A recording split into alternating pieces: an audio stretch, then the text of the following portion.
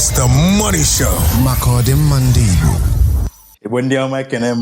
Welcome to the Money Show. Makodim Mandibo. Afambuchuka. This is the special edition of this show where we are remembering our people. At the same time, we are taking ourselves back to history, back to memory lane. We're going into those areas that we usually don't go to. So we're here to discuss our history and a very pivotal part of our history where a lot of things took a different turn, where we had to survive. You cannot talk about the Igbo story without talking about this, because I bundi Biafra too. Because of how much we were involved in this experience, because of how much we were affected by this. We easily forget that Biafra is actually is a nation that was created by people who came together from a particular region of Nigeria, which was the eastern region of Nigeria in those days. And that comprises people from other places, people from Efik, Bibio, Ejo, Urobo, Sekiria, many of them that were affected as well, that are not necessarily Igbos. But they don't agree to be Igbos anymore because of this. This is actually an aftermath of the war, because before the war, every Igbo person, no matter where they found themselves, were proud to declare themselves to be Igbo. But since 1970, this is one of the devastating consequences of the Civil War, of the Biafra Nigerian War. This story is a story that will be told for our lifetime because it's part of our history, like I said earlier. And another reason is because, unfortunately, it hasn't been addressed properly. The truth has not been told officially. Some admissions have not been made. So for that reason, we have to keep on sounding the gong. We have to keep on drowning the noise. We have to keep on setting the narrative straight. We have to keep on speaking, telling our story. Because if you don't tell your story, or you also gotta call your story, call it in a different way. And those who were not there will never know. And there are two kinds of history. There is written history. There's also told history. Unfortunately, written history is the one that travels further. It's the one that goes into books, goes into all kinds of articles. So it goes into the archives of libraries in different parts of the world. It doesn't matter whether it is a truth or not. When a story is written by people who have the power to spread it, that narrative becomes the going truth or going narrative. If more than 90% of the people believe that particular story, it becomes a story, whether it's truth or not. That's the reason why it is essential that we, the descendants of this nation, the nation of Biafra, must continue to tell our story so that those who can't read, those who couldn't listen to those who survived the war, will also hear the story before they get the other version of the story, which is adulterated. This is the reason why we always have this conversation, and this is the reason why we also take time to discuss this whenever it's time to remember our lost heroes and our lost souls. Yesterday was the 30th of May, the day that we usually declare memory of the people we lost during the war. Young people, and then the ones who went to war and died in the war front. There are also people that didn't come back. That is rarely mentioned. I don't know how many families can say that, but there are families who can tell you, maybe they're talking about an uncle or their grandfather's brother, somebody somewhere in the family. And whenever the name is mentioned, there is nothing else said about the person because he didn't come back. Whether he died, nobody knows. But the point is that it's difficult to admit and accept possibility. Another one is the set of people who survived the war, but they didn't remain the same. The war happened to them. The traumatic experience of the war affected them gravely that they never came out of it. They had to resort to different kinds of things to survive. And this is the reason why, if you look at the men who started a family in the 70s in Alibo, you will see a difference from them and those who started a family in the 80s and 90s. Because they were the ones who fought in the war and they were affected immensely by the war. Unfortunately, there was no psychoanalysis. There was no evaluation. There was no research regarding this after the war to be able to measure the level and measure the degree of damage that was caused on the survivors. And it's not just the men, even the women too. The women were affected. Yes, I know somebody who used to cook during the war. I know what she went through. I know the story, but what she went through because of that. Some people lost their family in the sense that the family splitted. They didn't care just so they could survive. The one that I find very amazing, like it's difficult for me to make sense of it, is when I hear people say things like, we walked from Port Harcourt to Olu, we walked from Port Harcourt to Aba, we walked from Port Harcourt to this place or that place, we walked from Enugu to this place, we walked from Onitsha to that place. Like distance you can't even imagine going on a bicycle. People trekked. Some people even from Madonazo. This is what we're talking about. So it has ramifications. We're going to explore all that. We're going to tell our story from our experiences, then look at it also from the holistic story, from what caused, what led to this, what occurred politically in Nigeria, how we got to the point where this had to happen, and who were involved. And one thing that we always forget to talk about is who we were before the war and who we became after the war, the difference. And how, because that helps us to see clearly how the war affected the Igbo, especially. But it's not just the Igbo. Every other tribe, every other ethnicity, every other sect that was in Biafra at that time was affected. It's just that we are the ones who talk about it the most. Some decide not to talk about it publicly because that is their own coping mechanism. Some had to change their names. There's some names you hear, you don't even know the person is Igbo. They had to change their name because they felt that's the only way they can survive the aftermath, the post-Biafra experience, because it was tough and it wasn't safe either. Yeah, that's what the conversation is about. So I'll ask you to request the mic and join us, coming and tell your story, share your thoughts, even your family story. Feel free. And this is not restricted to Igbos. This is for every person who comes from this nation, Biafra. It's open to everybody. So because of that, I am also only Igbo here. I can just quote in English, in Pidgin English, and in Igbo. Whichever that is suitable for you, go on. Beyond who we were, we have to also look at how we see ourselves now. Whether do we recognize that Igbo? Because when we were I was talking with, we were having a conversation about Igbos generally, some of our idiosyncrasies, some of our frustrating lifestyle. And he was the one expressing that. And I told him, the truth is that we weren't always like this. He said, no, I don't believe that. I said, we weren't always like this. I said, the Igbos that you and I met are actually a creation. We survived the war, and that survival created us. So we had to evolve from the original character of an Igbo person. He was still in doubt. I said, okay, do me a favor. Is your mom around? He said, yes. So I said, can you go upstairs and just ask her? Just a simple question. Is it true that the Igbos were different before the war? The Igbos before the war were different from the Igbos after the war. He went upstairs and asked the question, and the mom said yes. That was when he began to think. I have had conversations with older people, a lot of older people in the last 4 or 5 years. Men in their 60s and 70s who were around at that time. Some were young kids, some were teenagers. And they always told me the same thing. When they are explaining, when they are describing our people, it's always different from what I see now. And they're talking with pride, with pride. I'm like, so how come we are not able to bring that back? Like, how come this is different now? I'm not asking myself, what could have led to these things? Okay, yes, we know the war happened. After the war, in what ways could this have come out of that post-war impact? I had to do it for myself because, like I said earlier, there was no research known to me. There was no research done on our lifestyle or done on the survivors to understand the impact of the war. Let me give you an example. If you go to Rwanda right now, if you spend 1 month in Rwanda and you move around, socialize, mix up with people, one of the fundamental things you will discover is that you won't find a lot of old people there. You won't find a lot of old people. Finding a 75-year-old man is difficult in Rwanda. That is one of the impacts, significant impacts of the war. Many of their old died. Second thing you'll find out is that their young is always on survival mode. What actually happened in their own time, like they were alive.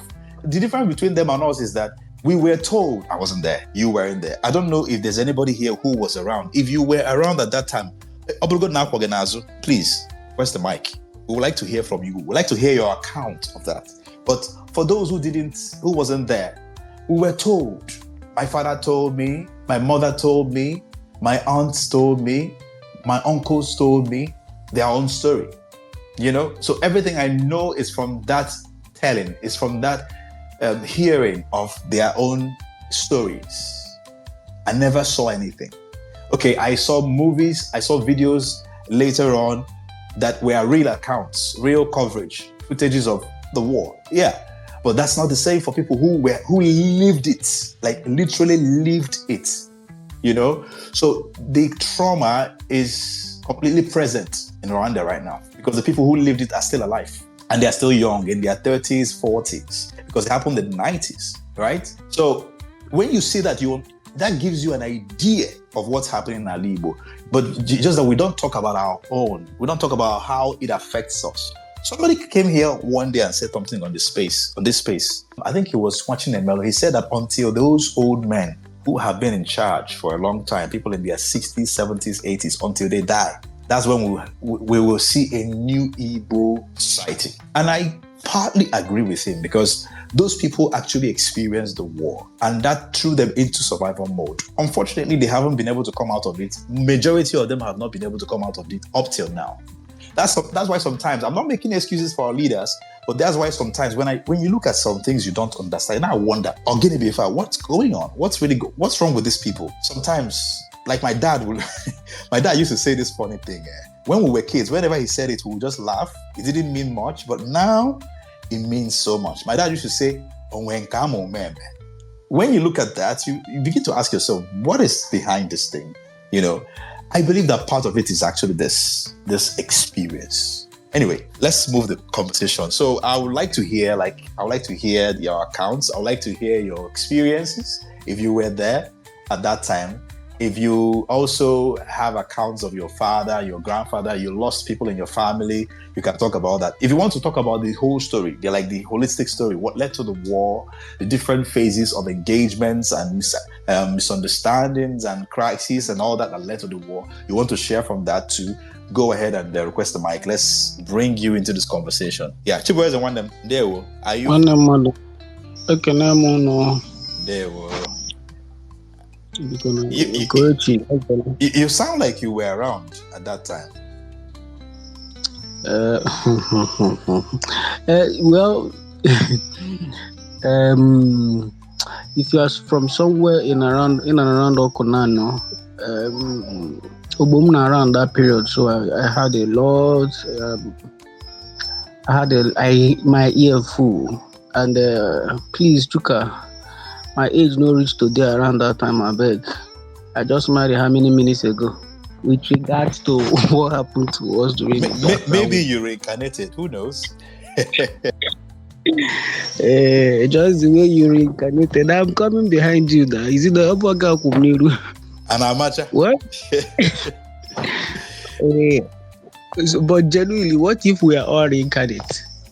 I mean, it's possible. There's something I say these days. When you look at the babies of today, some of them behave like adults, but many of them behave like old people. Like somebody in her 70s. You see a baby of 3 years or 2 year old, and she's talking like a woman in her 60s. And whenever I see that, I'm like, what is this? Joe, I asked one of my aunts, were we like this when we were babies? I said, no. I don't new children again. Ancestors kind of now. Just of course I believe in constant creation done by God, but when you look at the evidence available, it supports what we are saying, because I have two in my house. These girls, they don't act like their age. I also know a friend of mine that have two girls. They don't act. In short, they just keep hounding you as if you are the child. So it's worth looking at. But that's by the way. Tonight on the MONI show is Makodem Mandibo. Today we're looking at uncovering the Biafra story, propaganda versus reality. A lot of things we have lost sight of a lot of things along the way. Some people took the truth and bastardized it. Some people held on to the truth. Some people don't even want the as in the mind of the country as it is. I will say the word. Nigeria as a state does not want to remember the word, the name Biafra. And this is evident in, you seeing them in 1975 after the war had ended. MONI, replaced Biafra in the bite of Biafra, according to them. So it's not lost on us when we see some things like people like Trump saying, how did they call it again? Gulf of America, no longer Gulf of Mexico. Help me. Now, when you see a state that is so designed deliberately against a region like this, what you will notice is that in university there is something they taught us. It's called plasticity. I don't know if anybody here knows about plasticities. When you develop, you gain functions because of a trauma or an experience that happened to you. If you see people, go and check what I'm telling you anywhere, study a group of people anywhere around the world. If they share a common trauma, they have a common character. So when you go to Enugu, even the way we reacted after the war is a little bit different from one state to another state. You go to a place like Nsukka that did not see so much war, there is this way they react. You come to Enugu, where they were completely decimated. You see the way they are laid back and not wanting to protest things. When you come to places like Imo and Owerri, where the battle was fierce, you see the way they are very aggressive when eventually they start to do something. You go to places like Ebonyi State, because of the presence of some level of system, you see that because the war did not really get there so much, you see the level of aggression, they have that character that, untainted. So in biology, we'll call it plasticity. It's not like we metamorphosize into a new character. No, we are not like completely burnt. We just develop extra skin. Soft. Ogo kochi or the very hard, because the weather have acted on it. The weather of this country acted on Nigeria, or acted on the Igbo people, the Biafran people, and what we became is what our parents could no longer recognize. I was speaking on a space yesterday. Someone alluded that, see, when these guys came, when the people that was, the first adventurers came, they said these people in this region are intelligent. For them to go back and give that report that ndị ama akwụkwọ, ndị ama ife, ndị agogo isi define with something name is, meaning that for that thing to be important to them, it means that it is an obstruction for their project. They had an agenda to come and do something, but when they came, the intelligence of what they saw, the type of intelligence they saw, they said no. They had to take it specifically into a report and go back to their people and say no. Okay, for the number there, farmer ife of more. So if you are a very intelligent person and someone who's fighting you says his problem is that you are intelligent, and this person is mightier than you, as it were, your intelligence should not fail you to remember to put to mind that this person will not give up. I used to call them yellow witches, and deliberately, because white, black, so these yellow witches that reported that you are intelligent and your intelligence is their problem, they will never let you manifest that intelligence. And immediately they saw that there is something about that intelligence about to get into office in 1967. They made sure that we didn't have it. When you look around our place, the war have not ended. As long as I'm concerned, the war is still ongoing. They have moved the battlefield, but yes, As sure as you breathe, you can be certain that this war it did not end. So tonight we're discussing what are those effects? What could you see? What are visible things that you could look at in your neighborhood, in your schools, in Port Harcourt? I was watching some years ago, I saw a picture where a popular Nollywood actress, one of our favorites when we were small growing up, said she had to change her name because her last name was Ojukwu. They now had to move it to something else. I've forgotten the other new name, but it's a popular, actress. That should be Stella.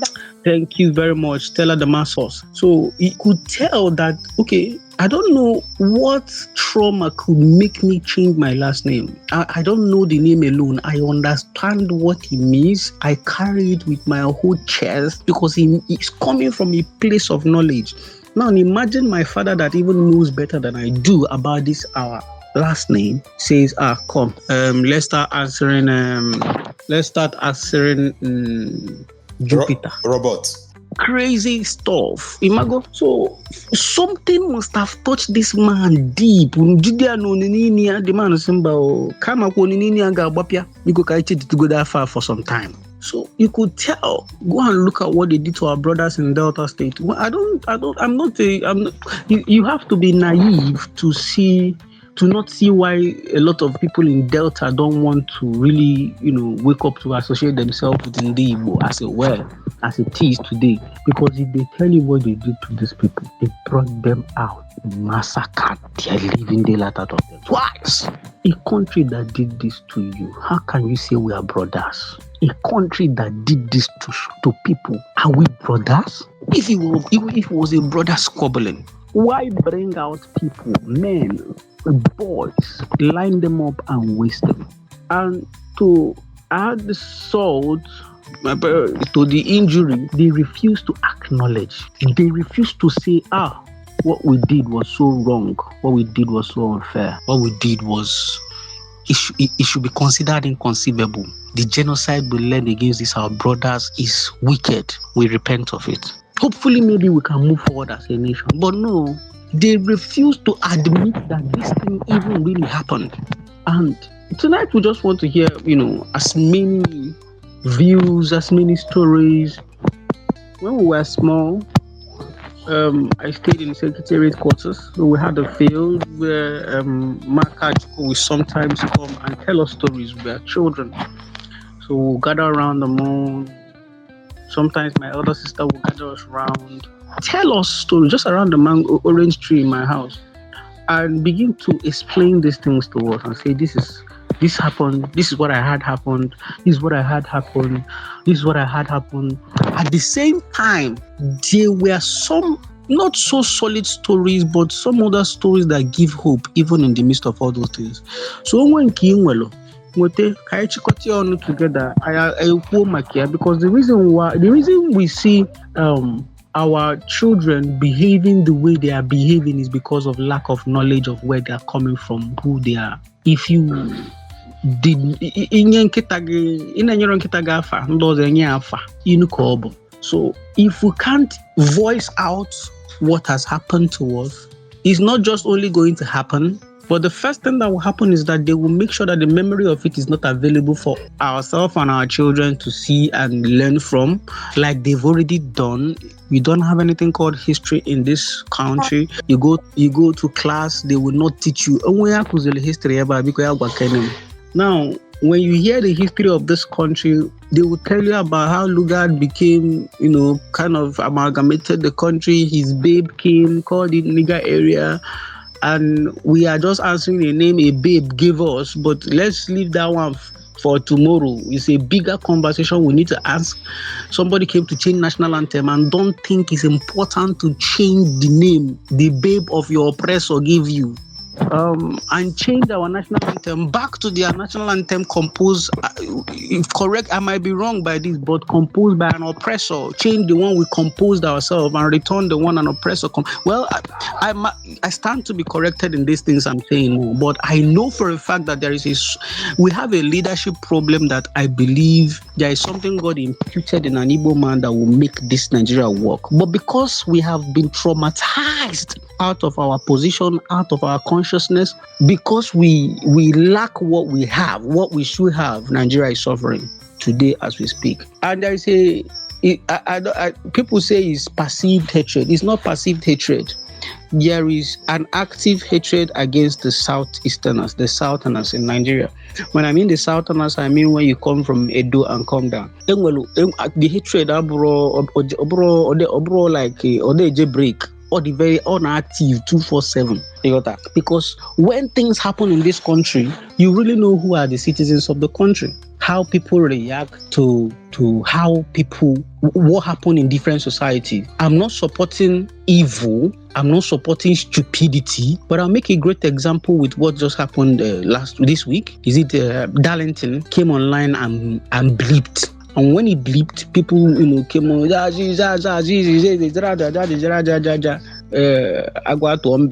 but this bleeping is just talk that you talk.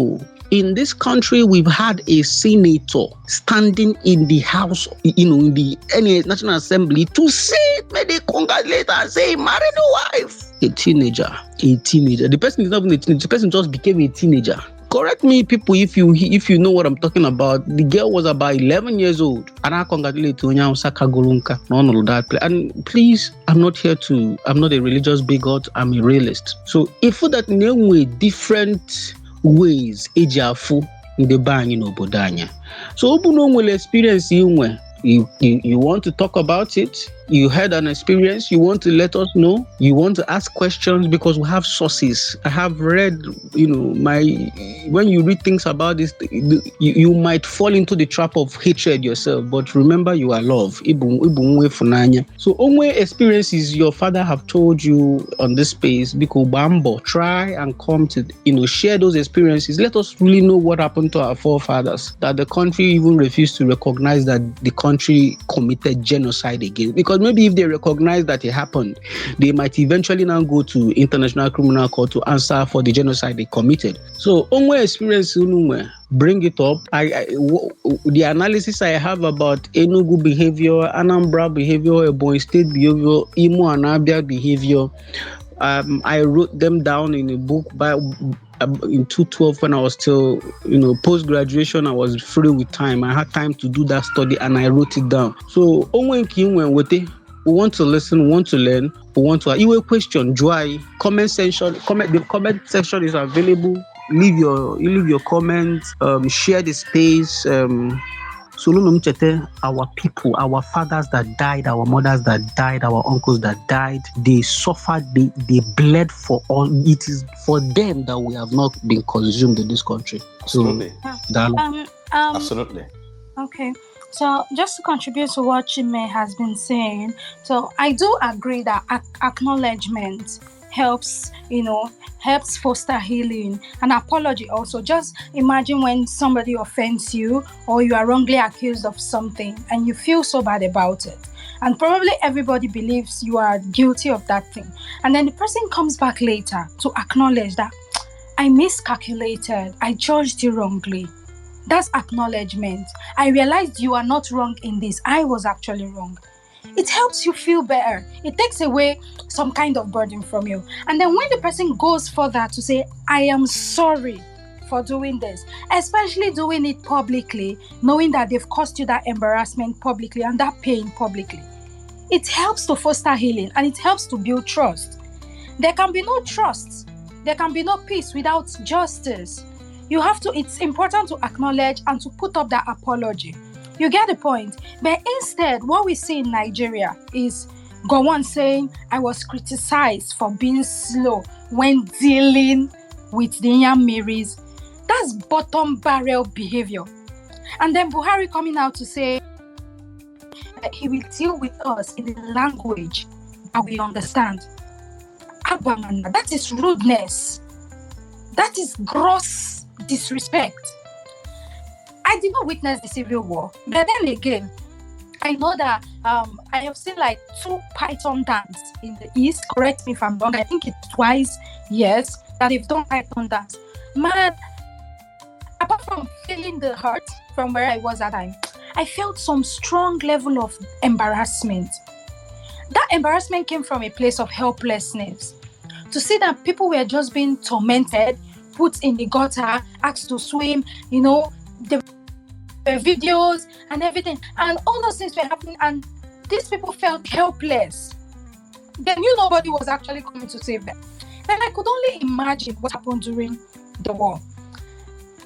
During my days as a student, because Chime did mention that they took away his from our curriculum, which is true. Because I've met someone who did not even know that there was nothing like Nigeria before the amalgamation of the northern and southern protectorates. During my days when I did my undergraduate, and then both my undergraduate and my secondary school, I did study history, like not my course, but it was one of the subjects. Okay, yes, they did mention the Civil War, but there are no real emphasis. And to come to understand what I now understand, I now see clearly that the narrative was distorted, the history distorted, packaged, preached. Then the villains were made heroes. And the way they keep selling it to people as a civil war, we understand if what you mean is war being like people exchanging bullets. But in the real sense of it, it is genocide. For example, what happened to the Asaba people? I think they called the Asaba people to come out. There is peace, something like that. Chime, correct me, fact check me. They called Asaba people to come out, that there is peace. And they gathered them in a hall and killed them. How is that war? Even in war, there are rules of engagement. But I am made to understand that hunger, kwashoko, and they deprived Ndibos from accessing salt and stuff like that, many other things. So I'm made to understand that situation, that hunger situation and stuff, even cost more deaths than the war itself. It is a terrible thing, and I do agree that Nigeria as a nation state owes Biafrans an apology. That's the truth. Because there can be no justice, there can be no true peace. There can be no peace, right, and unity without actual justice. And it starts with acknowledgement. Then it continues with an apology. And then, of course, it proceeds to a conscious effort to right the wrongs and not to amplify your wrongs. They continue to amplify the injustice that is meted out on the Biafran people, even after the Civil War, as they call it. You get the point? So that's what I find extremely ridiculous. And that's what I just want to point out. I also feel that the way Chime already mentioned something like that, but I also feel that the way the people were treated and the fact that they did not get justice, it made many Igbos to shy away from identifying as Igbos. I mean, would I be correct if I say they shy away? Or I should actually say they are afraid of identifying Igbos because they do not want to be victimized. For example, the Ikwere people. Your name is Chigozie. Your name Chinedu. Your name Ada, but you are not Igbo. Obibo, but you are not Igbo. Delta Igbo, but you are not Igbo. I mean, the joke writes itself every single time it is being told. And now I don't know whether to, like Chime mentioned trauma, I don't know whether it is still a reflection of trauma. Maybe their parents passed this thing over to them. Like, do not identify with this, they're losers. Let us hide ourselves under this new identity that we found. Let us call ourselves Southerners. Let us call ourselves this and that. In the real sense of it, you are shying away from identity. Maybe you have forced yourself. Maybe it's the way of what do I call it? I don't forced healing, but that's not the word. If I get it right, or like Narigel, yes. let me ask you. Do you think that? Do you? Deny coping mechanisms for Igbos that are dispersed in other places that are not southeast? I think coping mechanism, that's the word. But yes, please ask me, Kunde. Okay, I would like us to approach this thing from give it an approach that brings all the facts to bear in a way that is embarrassing for whoever that has been hiding it. I think that has been happening for some time now. I have noticed over the last 3 years there's a lot of spread of the information on social media, but it has to continue. So I am looking at how we can drop all of that, like bring them up.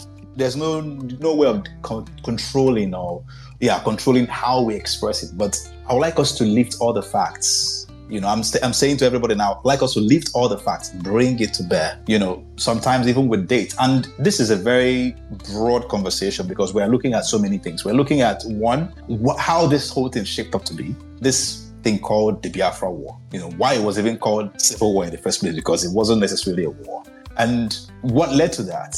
How did it go? What stopped it? Then what is beneath all the things that we saw, all the stories that were told? The formal story, because there's a formal story, then there is an underlying story. What was the real root cause of this war? Then we're also going to look at the effects it has on us as Biafrans. I'm always saying that we need to remember that Biafra is not Igbo. Biafra is a nation. Igbos are in Biafra, or were in Biafra, but Biafra is not Igbo. So it affects every other person, every other family who comes from this geographical location that was crafted and called the Biafra nation, which involves many other ethnicities beyond the Igbos. But we need to look at Nkanyo Abgodin Igbo. Then any other person who is not Igbo, who is Biafra, who comes from the Biafra, who is a descendant of Biafra, who is here, can also come in and share their experiences. But we need to also look at who we were. I would even like to hear from an Ijok person, or an Ibibio person, or an Efik person, how the war affected their people, because there is a difference between who the Igbos were before the war and who the Igbos became after the war. I would like to know if the same can be said about the other ethnicities. I believe that there is some kind of impact, not just in the manner of changing names, changing identity. I want to believe that there are values that were eroded by the war. I haven't heard any account of anybody about this. So I'm asking you now, let me come from a medical point of view, even though I'm not a medical professional, but I have learned over the years that trauma can be transferred genetically. So when you see someone who is a third generation Ijaw or wherever that was affected by the Biafra war, could it be that they are not done? Could it be that they are not completely free from the trauma of what happened to their grandfather or their father, even though they didn't experience the war in presence, as a person physically, but being descendants of the person who experienced it? Could it be that it could have been passed down through their genetics, through their bloodline, to the ones that we know today, to the point that they feel the same thing, but they cannot express it, they cannot explain it, they cannot understand it well, what is going on? Probably they don't even know. I'm just asking. And if you're, like I said, if you are from some of these regions, you can also request the mic and share. Let's actually broaden this conversation beyond Igbo and beyond just what the government did, but to what we're experiencing, how we're experiencing it, how it affects our lives, how it shapes who we have become, and what we used to be and how we can connect to that. So all of this is coming into the mix at the same time. Anybody can share anything. I can engage you, I might engage you, but I'm asking you, what do you think? Could it be that this is the case with these people that we are blaming every time? You don't want to be Igbo, you don't want to do this, you don't want to do that. Could it be that there's something they are feeling that makes it difficult for them to return to this personality or this identity that is still under subjugation by the system called Nigeria? Okay, very quickly, while people are coming up, medicine now or epigenetic changes. How do I explain it? If you check slaves back in the days, there's a way, even the way their skull is structured began to change, literally. You could see there have been archaeological studies of changes that actually happened. So whether or not yes or no, this thing happened, have changes on people, there is physical, biological change, scientifically proven. Then again, there is the psychological part. If one, makande na franga or have na traga. There is no Igbo person that have not had that statement. Na grab makande na fulaga. And God knows we really do not want war. We want our brothers to engage us in fairness. Let us really be fair. But if your parents keep hounding this thing in your ear, automatically anything that has to do with war, you just really might want to deflect it. Even if they will cheat you, you might want to deflect it. So why don't they buy a check with this thing? I think it really is a good angle for us to look into. Are there ways we can even remedy whether or not this scientific thing or this archaeologically proven way of being affected by this type of things, can we correct them? What are the steps we are going to be looking at to correct them? But really, before you correct something, you must really know what exactly happened. There's a joke my father used to say a lot of the times when we were small. He said many of these people in Enugu, a lot of people in Enugu, no be their papa born them after the war. That really was like, I think, he used to just say it as an information. But when I grew up, I understood it. Sorry, Chibueze. All right. Good evening, everyone. Welcome to the MONI show. MONI is an acronym for Maka Odimma Igbo. This is a conversation for Igbos all over the world. This is where we gather to discuss, rub minds, share ideas, look at critical issues that affect our lives as individuals and as a collective, and figure out solutions that can be applied or implemented both individually and collectively. Maka Oganiru Igbo. And tonight we're having a special edition of the show because as you all know, yesterday was the remembrance of the fallen heroes, Biafran heroes. I think that remembrance needs to be instituted. It needs to become a major event that has ramifications that actually raise the bar, actually change the narrative. But because the MONI show falls into Saturday, we said, okay, let us have this conversation on a Saturday, even though it's not the same day. That means that the conversation continues because it should continue. So tonight we're uncovering the Biafra story, which is very broad, and we're looking at the propaganda versus the reality. As we all know, history is in two folds. It's written and told history. But both of them, when they come together, you can make sense of something as usual. And you're welcome to this conversation. We would like you to request the mic if you would like to share with us what you know, what you understand, your thoughts, what you've read, what you've been told about this story, the Biafran story. Also, I would like to reel out that we have some, because I think this conversation is going to be heated at some point. So let me just reel out we have some ground rules here. When you come in, when you request the mic and you get on the speaker corner, stay mute until you are speaking. And when you are speaking, go straight to the point and stick to the conversation. Try and respect yourself, respect the audience, and respect the speakers, your fellow speakers, even when you engage. Last one, try to avoid a noisy environment so we can hear you clearly. That's all. And if you don't speak Igbo, it's okay to speak English. If you like to speak Igbo, feel free to speak Igbo, and if you're not Igbo, but you're Biafra or you're a descendant of Biafra, feel free to speak English so we can understand you. But we're trying to dwell on facts. We're trying to stick with verifiable facts. Even though there are some stories that will be told that are not written, so you cannot verify them, but there are ways to confirm. So this is what the conversation is all about. And we're looking at having a lot of information come into this conversation. We're looking at gaining deeper understanding of what this is about. We're also looking at learning. She was asked a question, is this reversible? How can we move on from this? What do we expect from the general national discourse by Nigeria as an authority, as a system? What do we expect?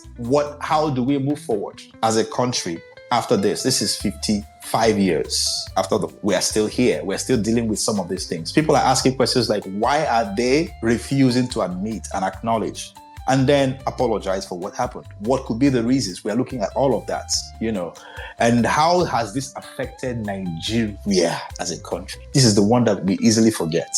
I don't think Nigeria would have remained the same if, like the various countries in Nigeria, if Nigeria divided and we had different countries, I don't think we would have been worse than we are now. And if this resolution was done when the war ended, I think this country would have moved way, way, way past where we are now. Because what it means is when you're holding somebody, maybe you're wrestling and you put somebody on the ground and hold the person on the ground, you are also on the ground. You're also on the ground. You're never getting up until you leave the person. So we need to look at all the ramifications and then see what we can learn from that. All right, let's move forward. We have an elder here who probably experienced the war. And I would like to hear his account, his understanding of this situation, of this story, and his own personal experience also, and see what we can take from that. Yes, Dede. I think he has been waiting for a while, actually, and it would be nice to give him the chance to speak then. You can come back. Okay. Yeah. He's an elder. So whenever I see elders, there's a different treatment that I like to give them. Abi? Yeah. But I mean, he won't take all the space. He won't take all the time. So let's hear from Sir, please. It's okay for him to take all the time, actually. And if you know anybody who is an elder, who is on Twitter, who can come into this conversation, please invite them. It's not just for young people. All right, let's move forward. Dede. Good evening, Shuka. Irimpole. Arima. Brikwenu. I'm na-ekele onye ọbụla nọ na space ebe a na-ekwu ọka. Obi dị m ụtọ ihe ndị m na-anụ. Otu ihe m batara m n'obi mgbe m na-ekwu mgbe my brother Chime na-ekwu ọsị na ya may experience the war, and ordinary girl also, I don't know her other names, so can I may experience the war, but I can tell you that I experienced the war from the beginning to the end. For a start, I was about 7 years and 2 months old on the 30th of May 1967 when Ojukwu made that announcement declaring the state of Biafra. I could remember on that day, my grandfather was a civil servant. He worked with the former PWD in Cameroon and in Nigeria. And my father was born in Cameroon. I myself, I was born in Igirinta, that's in now River State, Ikwere to be precise. We have to, run back to Imo State, where we come from. My father was very well off at that time. He dealt with timber, had a lot of farmland there, and we lost all that. My grandfather himself had about 3 houses in Lagos, about 5 houses in Port Harcourt. He could only get one back in Lagos and sold it with annoyance and went back to Imo State. And the ones in Port Harcourt, from the 5, he got back 3 and he sold them off again. But that is after the end of the war anyway. But let me go back. If you look at my handle, I said I'm a victim of Nigeria. I see myself as a victim of Nigeria because that country dealt with me as a child, dealt with me as a growing up youth. Okay, as a grown adult, I left Nigeria at the age of 21, 22. So, and I've been out of Nigeria for over 40-something years now. So I didn't grow up there as an adult. But the experiences I had was very traumatic. I can also tell you guys now that whenever I am in Europe and when the aeroplane is passing by, if I have to take the flight, I don't even have any problem. But if I hear the sound of aeroplane passing by, my heart starts beating. And this trauma I had as a 7 years, 8 years old child is still me up to today. It has not gone. And at that moment, the planes start coming. We be hearing the Nigerians are coming. We have to hide. I was taught how to go and dive into a trench in the bush.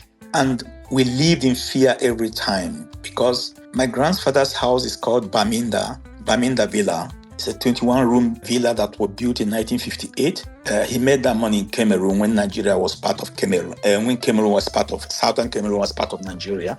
And the house was obvious and gigantic. So he had to paint the roof to black so that it will not be shining anymore. But every night and day, we are all worried when the Nigerians drummed their bomb on that house. And luckily, no bomb was dropped on that house till the end of the war. I was denied the opportunity of starting primary school at the age of 10. I'm sure all of you sitting here now or hearing, all of you started school at the age of 6. I lost 4 good years wasted. But thank God I recovered. I'm in Europe now. In fact, I should have retired from this university where I work on the 1st of April this year. They extended my contract now till 2028. You see, I can give a lot of account of what I experienced and we can stay here for 2 hours, but I have to make it short. But in the whole, I thank my mother and my father, most especially my mother, who labored very hard to make sure that we, her children, never got kwashiorkor. Because a lot of children died of kwashiorkor. I was seeing it with my own 2 eyes. I witnessed it. The only vegetable we ate was cassava leaves. No protein, no salt, no calcium. And my mother had to struggle and she made sure that we never got kwashoko. And I thank her for this. Is why that woman, wherever, may her soul rest in peace, will always remember number one love I had in my life. But that not then came that my elder brother was also fighting. In fact, he went to war. He wanted to register himself at the age of 16. They turned him back. He still went back again because my father asked him, "Why are you going?" They said, "Look, if I don't go now, sooner or later I will also go. It's better for me to go now and learn how it happens so that they don't catch me one day and then conscript me and then I start fighting and I die." And he survived it actually, but he's late now. The one time that I felt so traumatized was the day they wanted to conscript my father into the army. And my father was crying and said, "My son is already fighting there, so am I going to die also?" So in those days, they used to call us child army. They gather us, we have to train, know how to march, salute, and whatever. And when these guys came to take my father away, I stood there and wanted that I was watching. Should I cry or should I shout? What should I do now? I just summoned up the courage. I marched like a soldier to the officer standing, and I saluted him and I told him, "Officer, please, hapunam apolayaga. No, og. I may not have father again." This man started crying and told me, "Don't worry, I will not take your father." That was how they left my father that night. Nonetheless, whenever we are sleeping, you don't sleep deep even as a child. Anytime something could happen, we hear the noise of you see how traumatic that could be for a child. I don't want to get too emotional, but still, we made it. They gave us maybe 2 weeks to surrender, but it lasted almost 3 years. That is the resilience in Igbo man. The Igbo man I know is very resilient, and he can reach minds, and you can do whatever you want to do. You cannot kill that spirit. And this is why when people shout IPOB, Simon Ekpa, whatever, I don't take part in condemning those people. Even when I don't resonate with what most of the things they are doing, I try to keep quiet because I experience it firsthand, how it was. And let me also tell you now, let me talk about Nnamdi Kanu first of all, because there were other actors before him even. He was even a true one Nigeria himself. I knew him very well. Personally, I sat down with him, I discussed with him, I argued with him. But when you see Nnamdi Kanu's family house is about, let me say, 500 meters away from where Aguirre is buried. The place he went to primary school is another 500 meters away from where Aguirre is buried. The place he went to secondary school is maybe about 1 kilometer away from where Aguirre is buried. Aguirre was his kinsman from Ibekomaya. This guy, as a child, we walked past through that monument, went to primary school, walked through that monument, went to secondary school. Whenever he went to university, while studying, walks through that place, come back. After he finished, he was still denied the same opportunities that his uncle fought for and died. He looks at the eastern region, no federal government presence. Most of our youths finish secondary school, university. You ask them, where are you going to work? They don't even think about applying for federal jobs because they know they wouldn't even get it. You go to the army, they're not interested. Police, not even. Air Force, you can forget it. Now, tell me how Nnamdi Kanu will not be what he is. But let me tell everybody that is a proponent of one Nigeria that there is nothing like one Nigeria. You can forget it. It will never be, and it will not happen. But I know that we will survive. It's just a matter of time because you cannot hold somebody for a long time. I live in Germany. There are a lot of things that happens here. In Germany, if you deny that there is Holocaust, you will go to prison for 7 days. If you wake up today and say, Holocaust never happened, and somebody hears it, you are going to prison for 7 years. Germany still pay reparation to Israel every year up to millions of money. When our own happened, they only gave us 20 pounds. Is that right? I can also go and telling you all the experiences I had while living in Lagos. But let me stop here, maybe because I'm getting emotional and I'm at work because I see I'm at the outpatient unit and some patients are coming and I don't want to hold them out for a long time. Thank you. Thank you very much, Sir Chris. Just keep the mic mute. At some point, I hope you'll be able to come back into this conversation. Wow.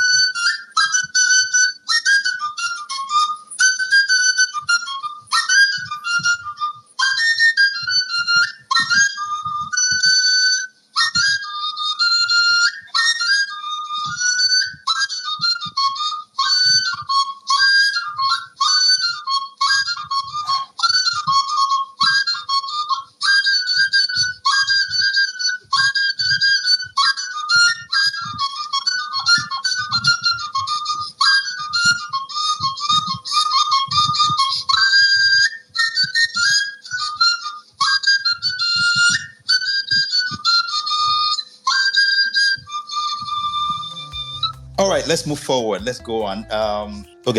So we move forward. Please request the mic and come in if you want to share in this conversation as we go. But that was quite a share by Sir Chris. That was quite I might remember a video like, when he talked about that part of where at his age, this man is in his 60s, mid 60s, whenever he sees an airplane in Germany or Afghanistan, whenever he sees an airplane passing and hears a sound, it takes him down the memory lane, like down to 1968 or 69. He becomes a child again. You are right. There is the immemorial for the fallen Jews at the Brandenburger Gate, the Brandenburger Tor. Okay, that monument is historical. Yeah. Because Brandenburger Tor, the way we call it here in German language, or Brandenburger Gate, is a historic gate where that was the gate to enter, Berlin. Bayern. Sorry, I'm mentoring some students and I really have to cut off now. Okay, I have to speak to somebody. Okay. Okay, maybe you should. It's okay, sir. Yeah. Okay. You can always come back. You can always come in and chime in again. If you see the way those people talking about apology, if you see the way they reverence the history, the memories of the people, they literally took a whole land and built like monuments, graves, like just monuments, graves of different sizes. And they will tell you, this one is small, this one is big. It's not like people are inside, but it shows like the different kinds of people that could have gone. And they took notes, like handwritten notes of people who died in the Holocaust.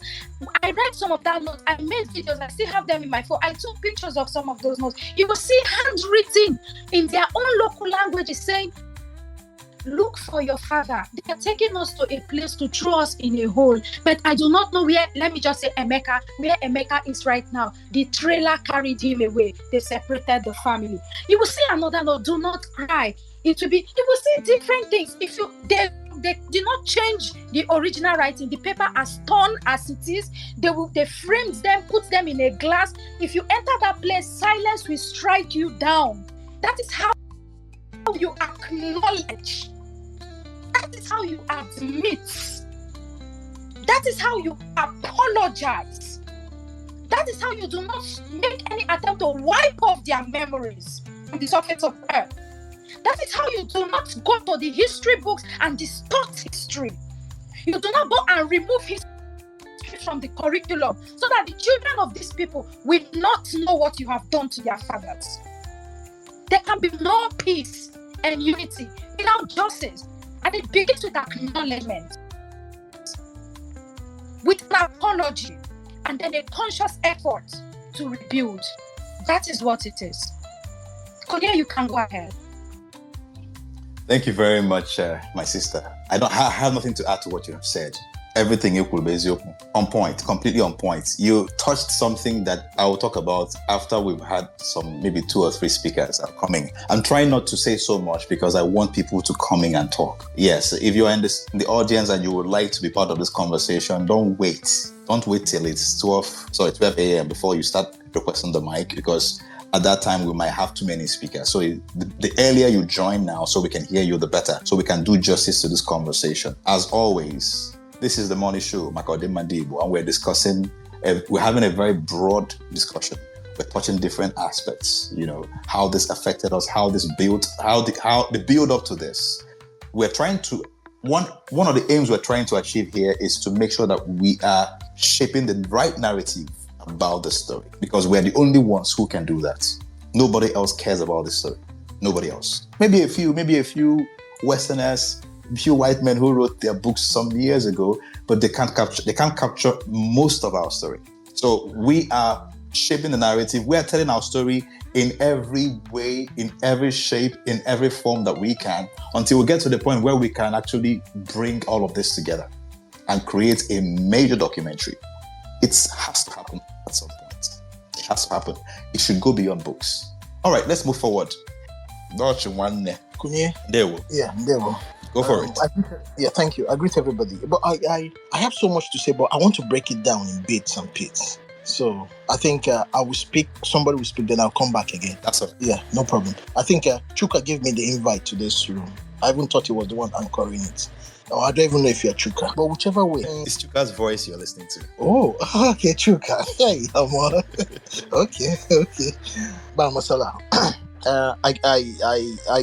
I greet everybody, and I thank you for this very important discourse. We are still having the remembrance and the memorial of a very significant event that happened in the Igbo history, which is the Biafran genocide. I really don't like calling it a war because it wasn't really a war.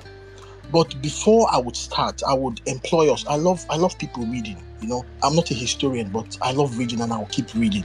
Understand me? Because education is good. The Igbo race is averagely the most educated ethnic group in Africa. I can say that anywhere. But there is something I see that our race lack. We lack a sense of history. And because of that lack of sense of history, the average Igbo man suffers from consciousness. He's not conscious of himself. So I will advise people to read. And there are some books I want to recommend. You can read Blood on the Niger. I think it's by Emmanuel Okocha. He did a very good job on the genocide, on the atrocities that happened in the Western Igbo front. You can read on The Brutality of Nations by Dan Jacobs. Dan Jacobs was a white official. He worked for the United Nations, I think UNESCO. He saw the failures of people like Utant. Utant was the Secretary General of the United Nations.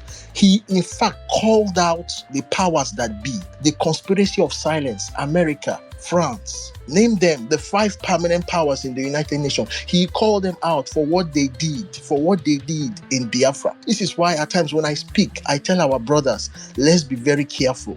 there is a conspiracy against us. We have to use intelligence to play this game. I want you to read that book, Brutality of Nation. Dan Jacobs, he had to resign from the United Nations. He had to form Rally Aid on his own. He was able to capture the atrocities that happened in Biafra, not Igbo land, in Biafra. You will see the atrocities that happened on both sides, both from the Nigerian side and the Biafran side. If you really want to get the horrors of this, read this book, Brutality of Nation. Then also try and get a copy of the Onyuke reports. GCM Onyuke report. It's a tribunal. When you read that tribunal, you will see what the tribunal stated clearly. It was able to break down the historical events, especially with the pogroms, with the killings that started after the counter coup, which some people call the return march. How people of the eastern region, I want to be very intentional in my words, how people of the eastern regions were targeted in the north and other regions. And Onyuke will tell you that people of other regions were targeted. People of eastern region were generally targeted because members of minority groups were easily mistaken for Igbo because it was difficult to differentiate between the two by male physical appearance. The people in the north, in the Midwest, did not know who was Ijo, who was Efik, who was Anang, who was Ibibio, who was Igbo. They targeted everybody. I want to start this by giving respect and honor to whom honor is due. I really want to respect prominent individuals, especially from the minority part of Biafra, because the tragic thing about this Biafran struggle of today is that when you hear Biafra of today, you think it's an Igbo struggle. But sadly, it's because of the way it's been mismanaged. You think Biafra is an Igbo thing. No. I want to acknowledge prominent figures like Philip Effiong, who was the deputy, the second in command, the person who surrendered Biafra after the fall in 1970. I also want to acknowledge prominent figure like N.U. Apan, who was secretary to the government of the Biafran Republic. I also want to acknowledge powerful figures like Matthew Mbu. Go and read his biography. I think it's from the Rivers Axis, Ogoni Rivers. It's from that place. He was one of those prominent figures who went to sought international support for Biafra. Go and read of his opinions, what he said about Biafra, how we lost Biafra. When I keep telling people that we lost Biafra on the negotiation table, some of our people do not understand. We lost Biafra on the negotiation table. Go and read Matthew Mbu's book. Go and read the travels he had with the great Zeke. The travels he had with our brother from Anyoma. What's his name? The former secretary of Ohaneze. Accuse always makes me forget how to pronounce his name. If I remember his name, Raf Muchie. Ralph Muchie, these were people in charge of Biafran diplomacy.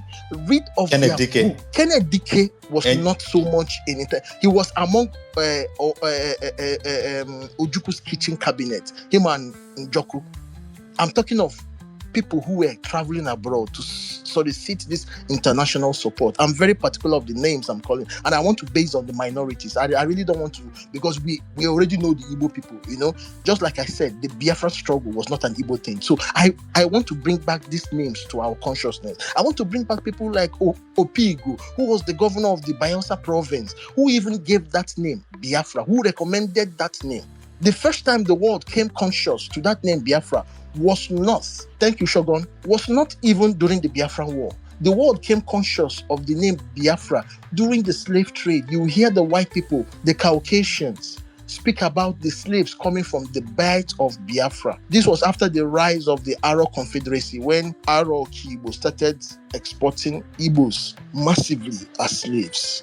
We started hearing names. We started seeing that name, Bight of Biafra, Calabar. It started coming into international prominence. Then the second time it came was during the war, during the genocide. So if you watch that name Biafra, don't blame people who don't even want to associate themselves, because every time that name Biafra has been mentioned, it has always been mentioned with tragedy. It's always associated with tragedy within the Igbo. I tell people there are 4 great tragedies that happened to our race. One was slavery. My brother, we sold ourselves. We must admit that. With the rise of the Aro Confederacy in the 17th century, Aro invaded the heartland of Igbo. Aro sold the Igbo people. The second was the amalgamation of 1914. It was a tragedy for every ethnic group in Nigeria.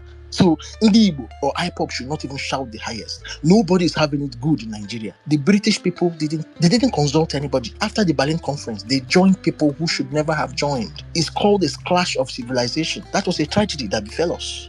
The third one that befell us was the Biafran War, the Biafran genocide. That genocide caught us to what this thing now me and you are complaining today. If not for that Biafran genocide, my brother, we should have been dominating Nigeria. We are yet to really understand who orchestrated the war, how 5 majors were used to push for something that did not even concern them. Who were these 5 majors? Let me just speak straight. I'll come back to that. That's why I said I have so much to say, but I want to organize it. Then the last one was the ordinary girl. You spoke about the 20 pounds policy. I tell Igbo that the worst thing that happened to us was the policy of the 20 pounds. People think is the genocide, the killing of 3, 4, 2 million people of Eastern extraction, Igbos and the minority groups in that. The worst thing that happened to you was the 20 pounds, because that 20 pounds decapitated your leadership. Any race that has no leadership, they are not going anywhere. This is why we are where we are today. You have no leadership. That 20 pounds finally yielded roots. And it is the fruit we are harvesting today.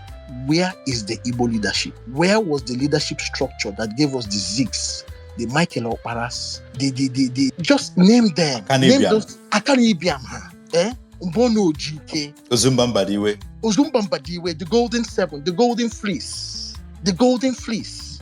I tell people, our ethnic group is the only group in Nigeria that had 2 golden ages in the 20th century. I will come back to that later. These were the 4 great tragedies that happened to our race. The biggest one was the 20 pounds Awolowo gave us. We didn't understand the impact then. But today, Igbo are complaining. We didn't understand when the seed was sown. It was that 20 pounds Awo gave us that made people who should never speak for you are the ones speaking for you today. The Igbo man today, who didn't even know who Ojuku's father was. The richest man, sub-Saharan Africa. The first black man to have opened an account in Suez. We didn't know who Ojuku's father is. But today, every Dick, Tom, and Harry who has 10 million, we listen to them. These were never our leaders. These were not supposed to be our leaders. But it is the result of that 20 pounds. I want to remember people like Archibong. You cannot speak of the great generals we produced in the war, the great tacticians we produced in the war, without talking of people like Archibong and Isidore. Isidore pushed back Murtala Muhammad 3 good times. He defended Onitsha. When Murtala was crossing from Asaba to Onitsha, trying to use the amphibious landing instead of going through Kogi, who was in charge of Onitsha? It was not an Igbo man. It's a man from Aqua Cross. How many of us know that name? He pushed back Murtala 3 good times. That a time came that Murtala's deputy, Akindele, told him, take your Hausa soldiers and kill them. You will not kill Yoruba people. We will not follow you. Let us follow the order that we were given. We'll go through Kogi. Read the books of people like Mike Solion. History was documented. Some part of this history has been rewritten. The people who won that war, or the people who thought they won that war, rewrote the history. But there is history of Nigeria. It is left for you to think. And it depends on the book you read. But I will tell you, read as much as you can read. The most written topic in Nigeria is the Biafran War. I repeat, the most written topic in Nigeria is the Biafran War. There is no year that at least 20 to 30 books on the Biafran War is not written. People are writing. So trust me, we have not even scratched that topic. Today in Europe, people are still writing about the second and first World War. Biafran War just happened yesterday. So trust me, we will tell our story. The age of the internet has come. In the Igbo cosmology, we call it the Ugahangu, the children of light. Those children who will come, they will ask questions, whether it's reasonable or unreasonable, and you must give them an answer. That is the age we are in today. And we have the internet. That is the game changer. Nobody controls it. Seek knowledge, seek history, and empower yourself. We will write our history. We also remember people like Okoko Idem. You cannot talk of propaganda without Okoko Idem. This was a man who made our fathers believe that we were winning the war. In fact, he was the most wanted man in Biafra, not even Ojukwu. Okoko Idem was the most wanted man in Biafra. Because when you talk of propaganda, the British people will tell you, Nigeria won the war, but Ojukwu won the propaganda. Who won the propaganda for Ojukwu? It was Okoko Idem. We need to remember these minorities. They played prominent role in Biafra. But it's a pity that Biafra has turned to what it is today. Ekuwoko Biafra, this is an Igbo association. No, it's deeper than that. Ken Sarorua was anti-Biafra. He detested Ojukwu, detested anything Biafra. But there was something he said about Ojukwu. He said Ojukwu assembled the best brains in Biafra. He assembled the best brain in the Eastern region. Ojukwu was not interested in knowing, are you Efik? Are you Ijo? Are you Aro? Are you Onitsha? Are you this? Are you that? He said Ojukwu assembled the best brain. So this is why I want us to separate the Biafran war and the Biafran agitation, that we were able to survive that war for 3 years. That war was it was not against Nigeria. We fought the whole world. For the first time, the East, represented by Russia, communism, and the West, represented by America, capitalism, the only war that America and Russia came together and agreed that only we will kill this person was the Biafran War. Tell me any other war that America and Russia, two mortal enemies, agreed on. Then ask yourself, what was in Biafra? What was it that these people saw in Biafra that we ourselves we didn't even see? America and Russia agreed that, have you seen this Biafran light? We need to extinguish it. We must read. Go and read There Was a Country. That book was written by Chinua Achebe. I regard Chinua Achebe as the greatest Igbo thinker our race has produced. He speaks in parables. Like the Igbo man, he speaks in parables. But Chinua Achebe is the greatest Igbo thinker. Read that book, There Was a Country. Read of his foreign exploit. Read of the meeting where they went to Switzerland. Is this Switzerland or Sweden? But I know it's somewhere in Europe. Where they landed, they arrested them. What did they tell them? Who is the pilot who flew you here? They were expecting to see a white man, but it was not a white man. It was a black man who flew them all the way from this dark continent that had no history. Flew them to Sweden. What did the Swedish ambassador tell Chinua Achebe? This is the first time we are seeing a black man fly himself across the Atlantic. You are looking for independence. We made a mistake with Japan. Study the Russo-Japanese War. When you study the Russo-Japanese War, you understand the rise of the Asian tigers.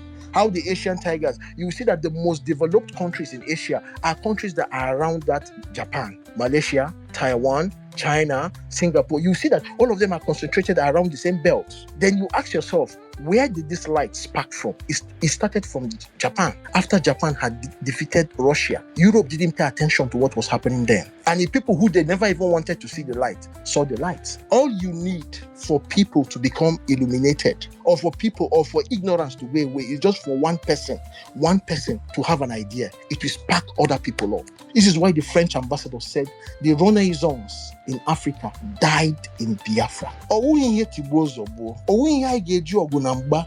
It is Akonuche. You're a phenom. The world does not understand you. They have an idea of who you are.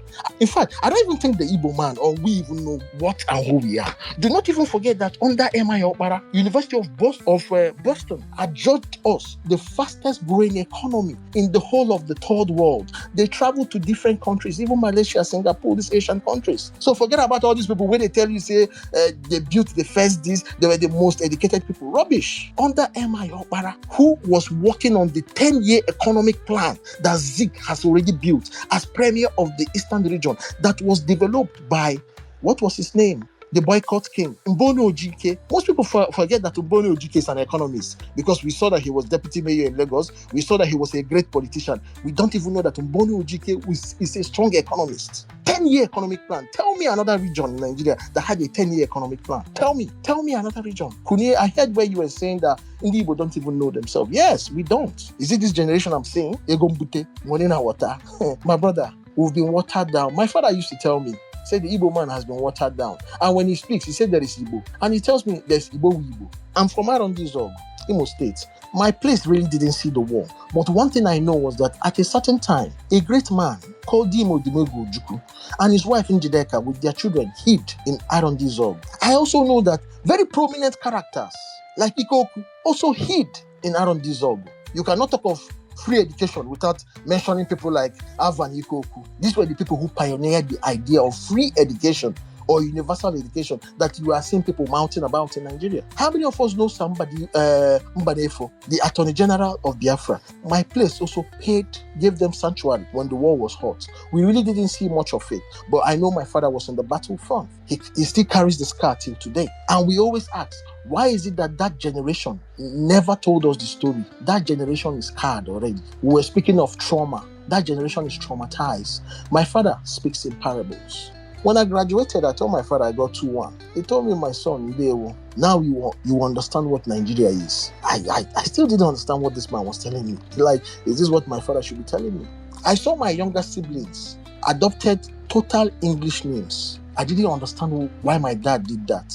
Then the 3 of us who came earlier, we answered our Igbo name. It was with time I understood what quota system was, what cutoff mark was, what being an Igbo man is. He did that to protect them, so that when people will see their name, before you will guess and say, is this man an Igbo man? Is he an Inyamere person? Is he from the southeast? You may, out of mercy, pass them and let them go. But they didn't tell us these things. Trauma. And it was still that man who, when he saw Nnamdi Kanu, he said Kanu did something special that no Igbo man before him has done. He said Zig didn't do this. Zig was the first graduate we had. He said Ojukwu didn't do it. Shakespeare said some people were born great, some people were born to be great, and some people had greatness bestowed on them. Ojukwu was one of those who had greatness bestowed on him. The Eastern Assembly mandated Ojukwu at the possible time. Ojukwu Nyayi Biafra. Greatness was bestowed on Ikemba. Ikemba made mistakes. Ikemba made blunders in that war. Let me tell you the truth. But we saw the patriotism of this great Igbo son. Ikemba did what no Igbo man before him had done. No Igbo man had gone to war for Ndi Igbo before Ikemba. So he had nobody to learn from. He made mistakes, but we saw the honesty and the patriotism in him. But that same, my father said, this man, Nnamdi Kanu, has rallied in the Igbo like no man has done before him. But this man, he suffers the Igbo hubris. He will destroy himself. I don't want to go there, but we may get there later. We are seeing the testament of what my father told me then. Say, this man will destroy himself. How did we get to Biafra? What was the reason of Biafra? How did we get to war? There were incidents happening in other regions that didn't even concern us. In the Middle Belt, there were crises there between the Thieves and Ahmadu Bello, or the indigenous people, the Christian and the enemies there, who were under the leadership of Joseph Taka. We saw the action or what Ahmadu Bello used the Nigerian military to do then. A character called Lagema.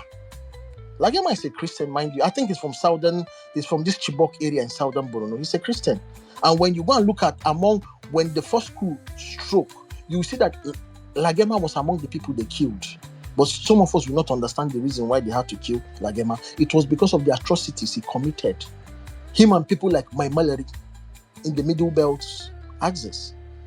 Operation Wait Here was happening in the Western region. It was two Yoruba brothers, Akintola and Awolowo. And best believe this, they were all conservative Yorubas. It was them decimated themselves. In fact, there was a time that he came to Awolowo's people could not even have meeting in the Western region. They had to come to Enugu.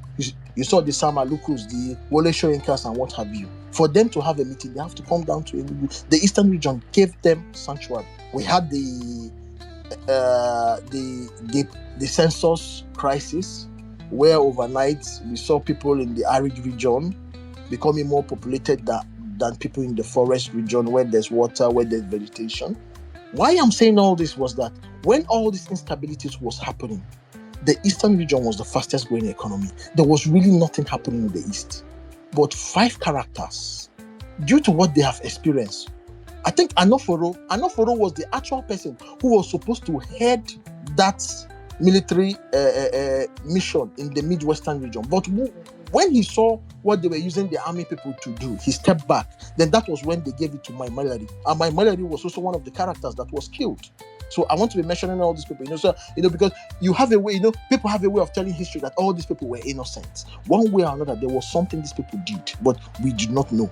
Anoforo saw what they used the military to do. He said, no, this Nigerian military should not be used as a political tool. The same way they used the military against the Nigerian youth who were demanding for NSAS. 5 majors, more than 5 majors. And they should even be more than that, because people like Fajuyi was very, he believed in that coup. But training and some other things made him, he wasn't available at the time it happened. These people came together and said, look, we have to salvage this country that we love. Majority of these guys, where were they trained? Where did they study? Where did they go to school? It was in University of Ibadan, premier university of Nigeria. They didn't go to University of Nsukka. Ohanes, they didn't send anybody any message.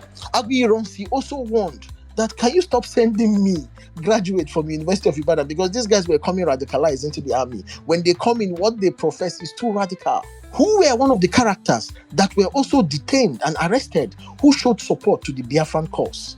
It was a certain professor, Professor Hezekiah. He was the vice chancellor of that University of Ibadan too. So when we look at this Biafran struggle, this is why I want Ndi Igbo to understand that it's not an Igbo thing. Let's don't colonize it and make it an Igbo thing. We must tell our story, yes. But when we reduce this thing to a village thing, then we don't give it the honor it deserves. Biafra was an ideology that came out from a people who sought freedom, who sought self-determination. Biafra was nothing but a call a clarion call for self-determination, that the world did not understand us, that we did not get our international politics right, was a different ball game. But it was not an Igbo thing. So on this I yield. I will come back later again and speak. And I see people like the boy is good. These are people who I will always doff my heart for him. I would also want to hear the boy is good speak here. So Kunye, thank you for now. I will come back later.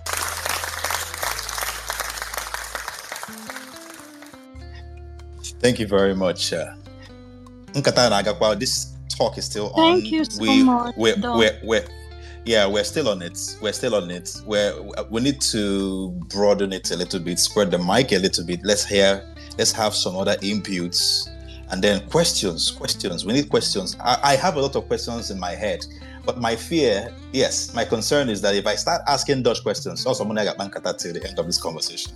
I have plenty of questions as well. Because I was even telling myself that I need to have a space with this man. Just money and Bankata. When you try journey. When you try journey, just Bankata can just here because there's too much in his head, and I have too many questions. When he's talking, I'm thinking of things and want to just spread it and break it down, but time doesn't really allow us. So let's just let other people speak. Then we'll come back to you, Dutch. I might throw one question at some point. Yeah. Please allow me to talk. I want to talk.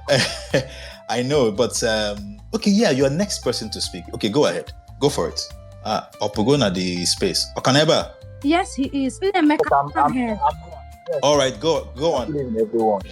I have a question this night. What is Igbo future in Nigeria? That's my number one.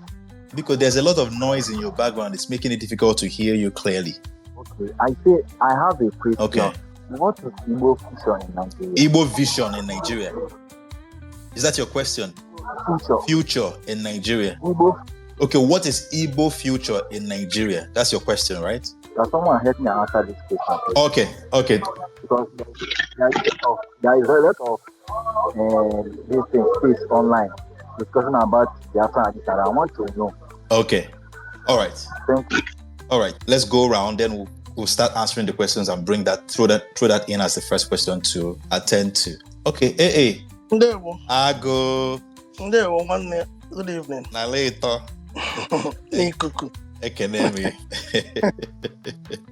Ekeme. Ndewo, ọ dị nnọọ mma. Anyị apụtasị aka ịgbawa okwu agbarie ya ọfụma mgbaga n'iru. Amanụ m the angle actually ma ihe gbasara Biafra dị ka. Okay, let me help you. So I think Let me help you. The truth is that for 3 days because all the very broad, and I want to see how much of it we can exhaust. Okay, we're looking at this from different places. One, we're looking at the root of this issue, right? Both the official causes of the war or the genocide, and also the underlying issues, even the ones that are not told officially. That's one. Two, we're looking at this because just on the Igbo. This is a people, not just Igbos. So we're looking at who these people were before this war. Because the ones we know, the Igbos, Ijos, Efik, Ibibio, and the rest of them that we know today are the post-Biafra of those people. We don't know the other side of it. We're looking at that so that we can understand the extent to which this has damaged some elements of our lifestyle, of our society, of our people, of our making, of us as beings. Like Dutch took his time to explain how much greatness lies in us. But that has been diminished so much that when you look at the southeast and the south, it doesn't even reflect Biafra at all. So that's another side. And the other side of it also is how this plays into today, how this affects Nigeria today. That question is a question I have asked privately for a long time, but I'm asking it publicly today. How the Biafra war has affected Nigeria, not just in the Igbo. Because I believe that Nigeria has been worse for it.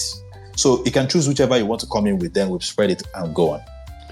I think the question about how it has affected in the Igbo is an interesting one that I would actually like to explore and discuss. But before we even go to that area, I think an important thing is to ask the causes of Imagine Kosuru Biafra, and again, who were the Biafrans, or what do we mean by Biafra in terms of Mandibu and our immediate neighbors? I think it might be better if you can sequence it like that. So it's a long, vast area, but I'm going to try to summarize as much as I can just to get the point. The causes of Biafra, you know, someone knew that Biafra is an idea. I disagree. I think that's a fundamental misunderstanding, as if Biafra was a strategic vision of Ndibu. It was purely a reaction for survival. It was, and you know, when I say Ndibu and the former Eastern region, we never had Biafra like as an idea for strategic development or anything. It was purely a reflex, a reaction to save ourselves. It was a resistance.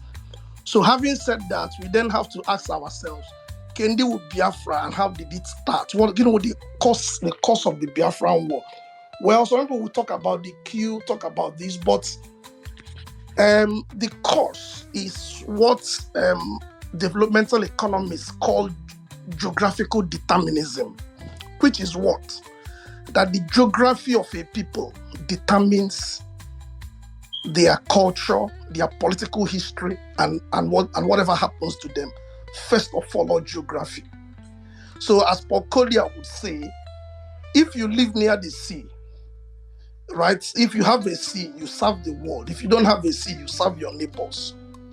So to look at that is that, look at the Igbo man, right? He didn't have access to the sea. I'm just going back to history, 500 years, and I'll come back. I'll be quick. So he didn't have direct access to the sea. There is I will reverse that's, you know, empty into the sea, but we didn't have direct access to the coastline. So what happened was that we did not participate directly in the transatlantic trade. So it was a time when, before now, the main means of spreading of ideas or trade, and the superhighway for trade was the sea. We did not have access to the, you know, during the trans-Sahara trade with the Arabs. We didn't have contact like the North and some of them in the Southwest who went through the North. Then during the trans-Sahara slave trade, we did not have. So we were a bit of landlocked. But what that did was, it created a trade barrier. Because there was a trade barrier, high tariffs, ending up through the transatlantic trade, they're so expensive. But what it has done to most countries, they don't have access to the sea, with that it caused the people to till the ground, because they have access to trade as much as their neighbors. So they became so hardworking, and then things like local technology, it also and so on developed. If you go to the history, you see that even Igbo made metals, things like flint gun and so on, was already competing with European imported ones in places like MONI as early as 1840. The history. Now, I sent Anambra first sons a document like that. So then what happened was, because of that, our people were hardworking, because you need to survive, we Then coupled with what has everyone know, that someone like Achebe has discussed, the fact that we did not have we didn't have traditional structures, more like our neighbors they had, but not as strong as you have in the north or in the west. So we didn't have like traditional hierarchy. We were an egalitarian society. The Igbo man did not believe there was a barrier to social mobility, class development. So what then happened was, we were ready-made to secure credentials to advance when the British came. We were like ready-made, nothing stopped us. So once the Nigerian project was established in 1900, it created a vast space. Then our people spread to different areas. Remember I said we were a bit of landlocked and all that. So we spread to all parts of Nigeria. So people think like today, But people say no, after the war, can the Igbo man be travel? Why? Because of survival after the war? No, it happened immediately after the British took colonial control of Nigeria. Then we saw that we were the same place with all parts of Nigeria. So the Igbos and most of their neighbors, but essentially the Igbos, dispersed to all parts of Nigeria to seek economic advantage. And it was a new political economy was developing, essentially a new kind of economy of doing things. So people went all across. Then we embraced education, okay? For example, to talk about education, you will know that as at 1860 something, there were about 10 secondary schools already in the places called Southwest Nigeria. But one of the first secondary schools in Nigeria was Ozua College that was set up in about 1924. So education came not so early, but by 1940, 1950, we were the backbone of the civil services because of the way that our people are set up. Competition, you compete with your brother, compete. The Igbo don't see competition as open competition is fine, but other people see it as threatening other people's way of life or other people's survival. So our people began to compete and embrace education such that, I'm running quick, such that by 1950s, the Igbos and especially also our immediate neighbors who culturally are more like us, like people from Akwa Ibom, the Ibibio, Anang, and most are our people, our neighbors.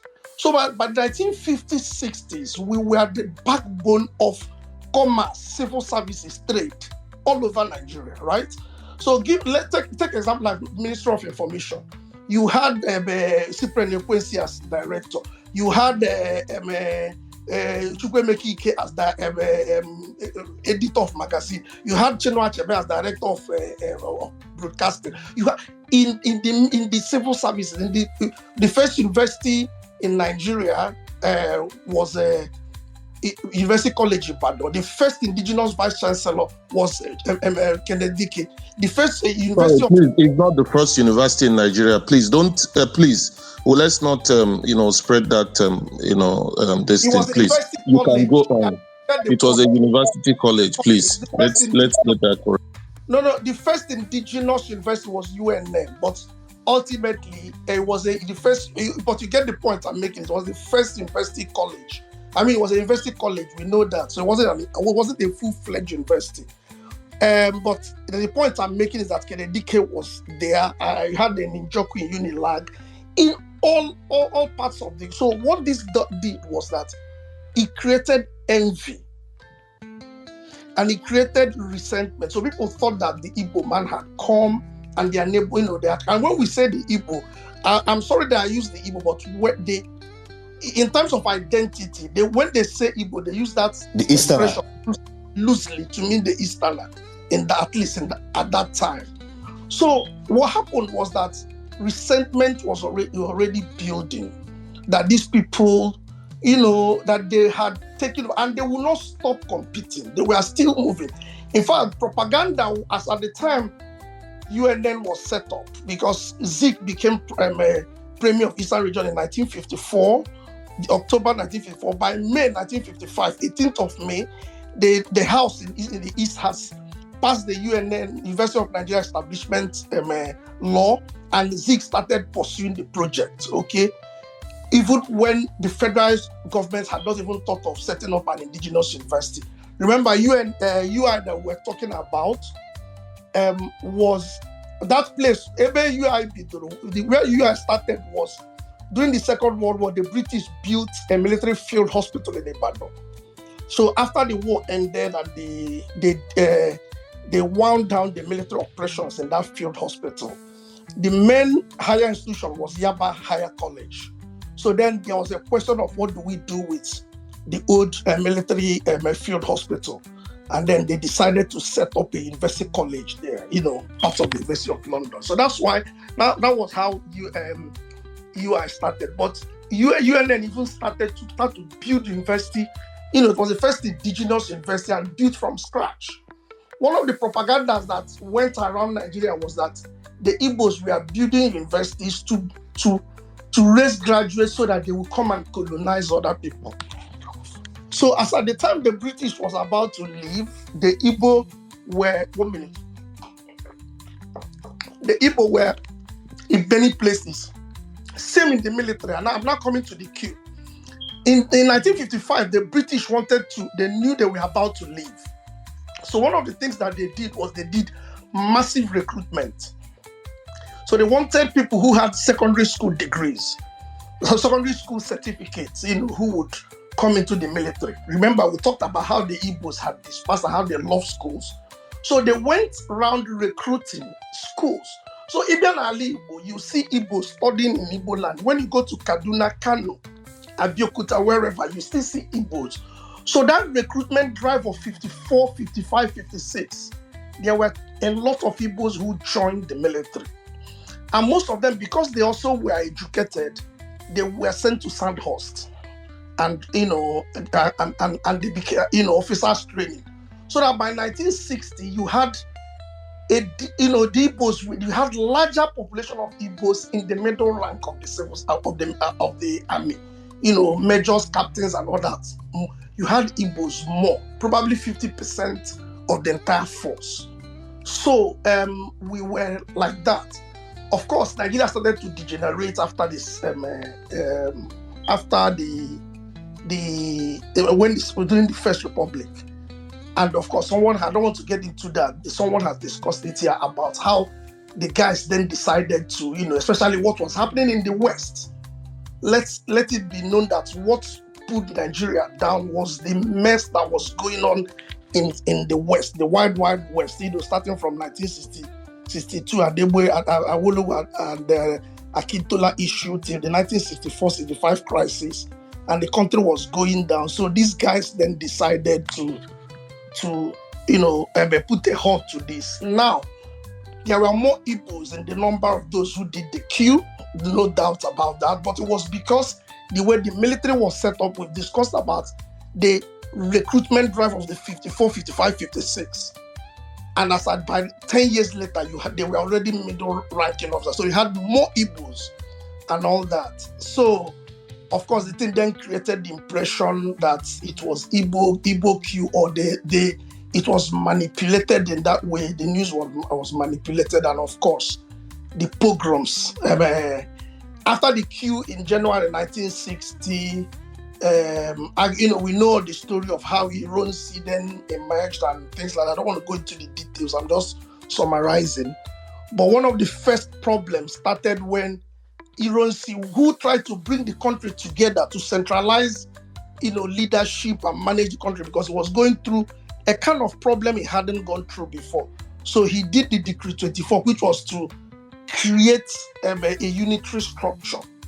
Then the propaganda moved that the Igbos, he was only unifying the country so that Igbos will become civil servants in all the regions, because we are running a regional system. So it was in May 1966 that the first wave of the pogrom started. Immediately after that, Decree 24 or Decree 34, and that happened. Of course, it stopped. There was again another wave. Then in July, of course, the so-called counter coup, which is one of those media, spinning. When they say counter, it means that it's a retaliation. So I'm not the aggressor. I'm just only retaliating. But you know that is not true. But anyway, they did the counter coup. Hiroshi was killed. July again, there was another wave of the pogroms. Igbos and all their associates. So Igbos and people of the West Eastern region were hounded and killed in different parts of the country. So that was when most of these our guys who were civil servants, in Njoko, Kennedy K, Chinua Achebe, Cyprian Ekwensi, Emeka Kennedy Obumselo, Njoko, name them, all of them ran away because they wanted to start killing them. Most of them returned to the east. And one thing is important: when these things happened, most Igbos escaped from wherever they were, right? And we don't want to talk about, when we talk about pogroms, they were very, very, very, very brutal, the kind of killings. I've read the memoirs of a musician who was traveling in a place like Makurdi. He said corpses were strewn in the streets, that vultures were just having a feast. In the number of Igbos killed in Makurdi, in Jos, in Kafanchan. In fact, some had escaped Kano and they laid down bush in Kafanchan and killed them. It's a lot. So when they ran away, to tell you that the Igbos never wanted Biafra, because strategically we were Republican people and we are traders and we need economic advancement. So the Igbos were the persons who worked to promote the unity of Nigeria. It's littered all over British colonial records that the only people who kept the unity of the country was the Igbo people. Even till now, they are still the only ones playing the role. Yes. Someone like Azikiwe gave up his political ambition so that he could carry the other parts of the country together. It's there in colonial records. I can share them tonight.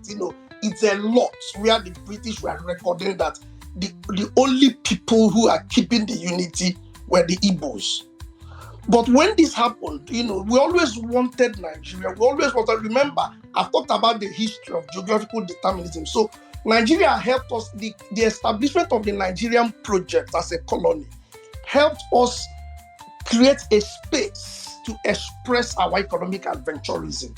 So it was never in the strategic interest of the Igbo man to be isolationist or to be protectionist or to be insular or provincial. Never. We always wanted to, operate. That was why someone like Azikiwe tried to operate in the Western region, and they thought that he was trying to hijack there. In fact, you've heard about Omaro Altine, who was a Fulani person and who was mayor of Lagos, mayor of Enugu, who won. He defeated the Igbos, and to prove it wasn't a fluke, he was re-elected. So that's to tell you that the people were that open. We had our people. Someone like Azikiwe was born outside the Igbo land. That's at the time he was born. Ojukwu, the same thing. Most of them, they were in different. So it was in our strategic interest to keep this country together so that we could express ourselves and all that. But when these pogroms happened, our people then ran away and came back. It's on record that, as at that time, Ojukwu was governor of the Eastern region, he asked our people to go back. So Biafra was not it wasn't like the plan. He still encouraged our people to go back to the basis that the problem was being solved. It was when the pogroms of September 66 happened again, was when he then asked every Igbo person outside of his homeland to return, that he could no longer guarantee their safety because Nigerian state was doing nothing to protect them. So, he regretted asking them to go back. Of course, our people came back. And these guys, professionals, they were then stuck. Their lives was at risk, were being hounded all over. And we could no longer practice, express ourselves in our different economic activities. So you had all of them, Avani Kopu, and all that, in Njoko, Obumsel, all of them stuck in Igbo land, couldn't do anything. Some of them who were working in the civil services had lost what they were doing. So we had no other option than to begin to engage with the federal government about how to solve this problem. Of course, one thing led to another until we don't want to again go into the details until there was Aburi, until all that. But when it became obvious that the federal government would not protect our people, would not also do anything, that's meaningful to solve the problem. In fact, what happened was the people in the West and people in the North, in all parts of Nigeria, saw an opportunity that the people who were the backbone of the civil services and commerce and had left. So it was an opportunity for them to grab the nation, but on the condition that you will neither have peace in the country nor leave the country as well. So, but what happened was people have said Ojukwu declared Biafra. He actually did not. It wasn't a unilateral project.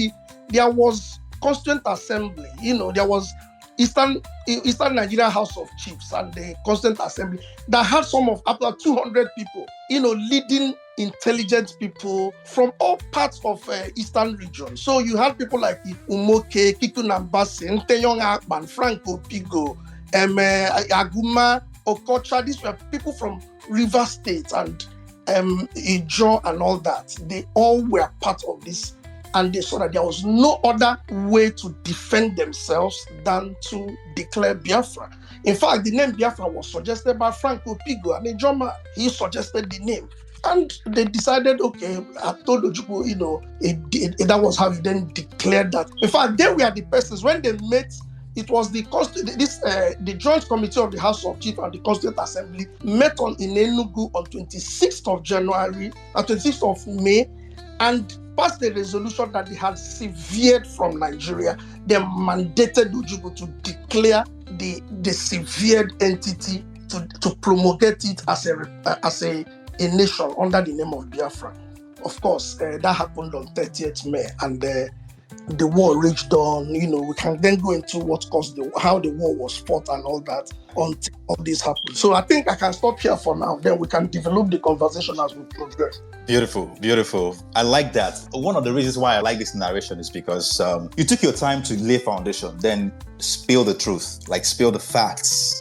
So that it's on record. I really, really hope that we will be able to create more than a Twitter space that put these things together. This story has to be told repeatedly and more broadly and more factually and with in-depth information. When Dutch was talking, I wanted to ask the question, but I felt, let me not set these guys up. Now, these ones are things that should be released elsewhere, but thank you very much for that. Great submission. Okay, before I go to the boy is good, somebody asked a question here. He said, what is the vision of Ndibo in Nigeria? Does anybody care to chime in on that briefly? Okay, all right. Thank you very much. So what I would say in quick response to the question is the vision of Ndibo in Nigeria is to survive. And I'm actually going to put this very properly. So you must really understand first what is Nigeria, right? So Nigeria was a state that was created in 1845 to consolidate European agreement on annexed territories on the African continent. This annexation is technically in fulfillment of the Papal Bull, Dom Divisas and Romanus Pontifex, issued 1453 by Pope Nicholas V. And yes, so once that state has been created, so typically what happens is empires come and empires go. And a lot of times they outlast multiple generations. A couple of them could last for maybe 100, 200 years. Some could last as long as 1,000 years. So Nigeria, or the modern states boundaries that you see in Africa. So a lot of them actually, they are technically vassal territories or vassal states of some of those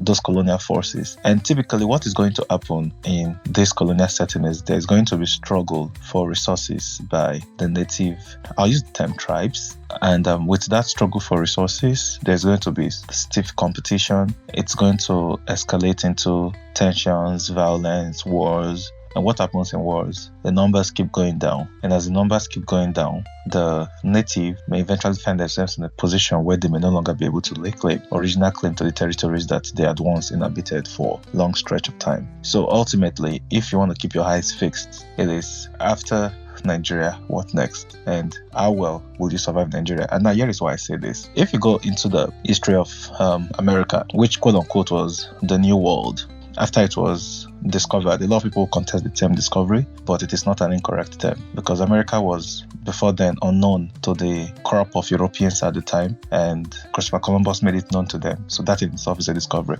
What happened to the native tribes there? So a lot of the native tribes, when the Europeans came in different waves, some of the tribes were quite resilient, they were strong, they had a strong sense of sovereignty, autonomy. They may not have run like fanciest of state structures, but what eventually happened was they had dealings, they engaged with the newcomers, the settlers into their territories, and after a very long time, control of those territories, especially the external affairs of those territories, gradually began to rest in the hands of the newcomers. And over time, it takes a lot of people a travel to America to really know who the Native Americans are. Now, the Europeans stepped their foot in America as early as the 1400s, late 1400s, and they were able to actually penetrate in. There wasn't as much significant barrier to penetration and settling along the coast. However, that wasn't the case in Africa. So when they arrived in Africa, our part of Africa, the Gulf of Guinea, Bight of Benin and Bight of Biafra, as it was named at the time, they settled on some of the islands like Bioko Island, Fernando Po, which we call Panya. They tried to settle in Lagos, Eko, a couple of places, Calabar, but it was really, really difficult. So the conditions for living for them, it wasn't feasible, it wasn't favorable at all. So what that meant was, while they could settle in Africa, they could not settle in America. So while they could not settle in Africa, they could settle in America. And so what would have been the case is whatever became of America 400 years later, which is today, is what would have become of Africa 400 years after, if it was then. And so when you think of the Igbo, the fate of the Igbo, and this is where the ideas of Nnamdi Azikiwe start to make sense. So the fate of the Igbo, inextricably in this sense, is bound to the fate of every other ethnic group on the continent, sub-Saharan. But there's a difference. The reality is when these vassal states are now created are totally different. So ultimately, what then happened was that it took at least 300 years for the Europeans to eventually start to penetrate our part of the continent. Reasons being that, number one, the River Niger was not navigable at the time. There was no vessels to navigate the River Niger and go in. So navigating the River Niger was a very big feat. It was similar to Elon Musk going to space at the time, and this is barely 200 years ago. Now, there was also the issue of the climate, malaria. So malaria made it very difficult for a lot of the people who came in to survive. And when you see a lot of investment and kill malaria, malaria eradication, I don't want to spew conspiracies here, but you must understand it within the wider context of colonization, that when the mosquitoes are gone, then there is not as much as you can actually say. You can only but wish and pray. Then, so eventually it took that long. Eventually they were able to start penetrating. So once they got the ship, they were able to penetrate. Then the malaria vaccine was eventually produced, just like they tried to get COVID vaccine and stuff like that. So malaria drugs came out. I think that was the penicillin at the time, and helped them to go in and to be able to manage the treatment. And eventually, I think from 1861, they eventually set up a consul in Lagos, and the eventual colonial administration started gradually, and eventually the protectorate, the Berlin Conference happened, the protectorate came in and they declared the state. But this was not the case in America. In America, the Portuguese took over Brazil, the Spanish took over most of what became Spanish America, and the French took most of what became New France. The English had no stake. The English eventually came in, settled on the coast, and had to fight and conquer and kick out the French from what is Canada and US today. Just like they kicked out just the same way they are kicking out the French right now in Burkina Faso. So this similar happened in North America at the time. And so you would see that if you think of, it's the same people who left their island or their continent, not so large. So the trajectory will not be very different if the conditions are the same. And so when you want to think of what the fate would be, or what that vision should be, the vision should be survival, such that even when you try to survive in the current context of politics and trying to make sure, okay, you want to get the presidency or you want to get a state of your own, you must also keep in mind that it's very important that you have the required number of population. And I'll tell you why I say this. If you've ever taken time to study the works of some of these early colonizers, such as Lugard, you would find that Lugard wrote the Dual Mandate. And in the Dual Mandate, he wrote very clearly that from the get-go, from the beginning of colonization, like in the early 1900s, they already knew that colonization was a failed exercise in their generation. So what did they do? They said, in Australia and in Canada, this is a temperate climate. We do have a true colony. What is a colony? A colony is a territory that is inhabited originally by natives, where a powerful force the colonizer comes in, controls the territory. Once they control the territory, they bring in their people or the people that they want to come and settle in the territory. So they bring in colonists to settle. And when they bring in the colonists must till the soil and survive in that territory with very minimal input from the natives. So this was the case in Canada, Australia, New Zealand. The colonists came. In some cases, there were normal Europeans. In some cases, there were people that were serving sentences. In some cases, they were prisoners. They settled, they ran farms, and they were able to survive. But what happened in Africa was most of the colonies that were brought by the British, by the Crown, what they found out was that a lot of them were lazy. A lot of them were not tilling the soil. They would rather be supervisors. They would rather be oga. They would not do the dirty hand job themselves. There was a lot of the local people. They're very willing to take up those menial jobs. And what really connects you to a land, it's your ability to actually do menial jobs on that land. Plus, you also have power to control the land as well. And so that's why you would notice that in South Africa, the Afrikaners, quote unquote, they do the menial job. They do the farming, like they farm in the beginning. There was also other factors. There was the issue of virality. So virality has to do with the potency of the race and the libido, right? So they found that on the continent, the people were very racially potent. They were highly reproductive. They give birth to a lot of children. They regenerate very fast. And they had a very high sexual libido as well. So with all of these factors, when you come to a place where the people have high libido, what that means is that reproduction is going to be high. So even if you kill, the capacity for them to replenish happens very fast. And so this is why when you tie a lot of modern concepts today, such as when people try to advocate for population control or having very little child, 1 or 2 child per family, there's a bigger civilizational implication of a lot of these conversations, no matter how modern they may appear. And I think I've hinted on 2 things. Number 1 is malaria. Number 2 is on birth rate, but that's not the focus of this conversation. Yeah, so there were these factors. And so with all these factors present in Africa, you can see some of them today. The birth rate is still very high. There is still high racial potency. We regenerate very fast. The libido is still very high. So with all these things, it means that you cannot really come into that place to colonize the place. So technically, what now happened was, okay, since we cannot colonize for now, colonization is essentially taking over the control, getting control of the land, right, and taking the resources. So essentially, it became an extractive zone, right, and now a state has been formed. But is there much you as a native can do about it? No, because you don't really have the resources, you don't have the technology to fight back. So what do? You have to be able to survive to do what? To tell the story, right? So ultimately, when you think of it from that broader context, that is what this is about, surviving what it is, because nobody knows tomorrow what happens to the neo-colonial old that Britain and quote-unquote the West has on Nigeria, because every superpower in the world has a very different colonization approach. Yeah, so today you may be looking at the West, you may be looking at Russia, you may be looking at China. It may even go to someone that you're not even thinking about today, because at the time, Britain was not a force to reckon with when Britain became the number 1 empire in the world. So I think that I will respond to that question. Then there was a question on the Igbo Heroes Day. For what it is, Biafra is Biafra. And no matter how you feel about it, Biafra is made up of the Igbo, the Okoja tribes, the Ibibio, the Efik, the Ijo, etc. That fact of history cannot change. Now, you start to climb a very difficult terrain, right? So when you look at that, while there may not be a lot of interest in exercising that memory today, so when you don't get a lot of interest from those groups like you would expect, you just have to continue doing what you're doing, right? And because for every struggle, there are always the vision bearers. And clearly for Biafra and the Igbo are the vision bearers for that particular struggle. And so, yeah, so you have to keep carrying it through. Your job in the grand scheme of evolution is that you pass that over to the next generation. That's what's important. At any point in time where the docile groups decide to pick up the baton, they will pick it up. But I can assure you that it may even get to a point in time, nobody knows tomorrow,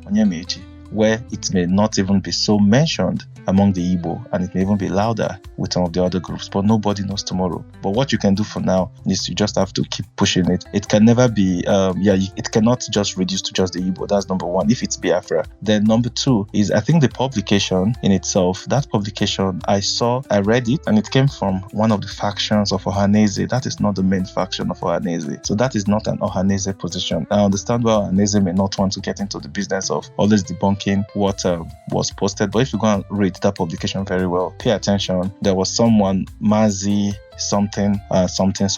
So that particular Mazi, I think there's S and G in the name. That particular Mazi is not the official Ohanese.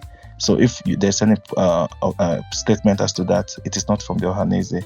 It is just a group that uses the name Ohanese, and it gets published and everybody picks on it, and of course it's sensational, so people pick on it. And now back to the topic of Biafra.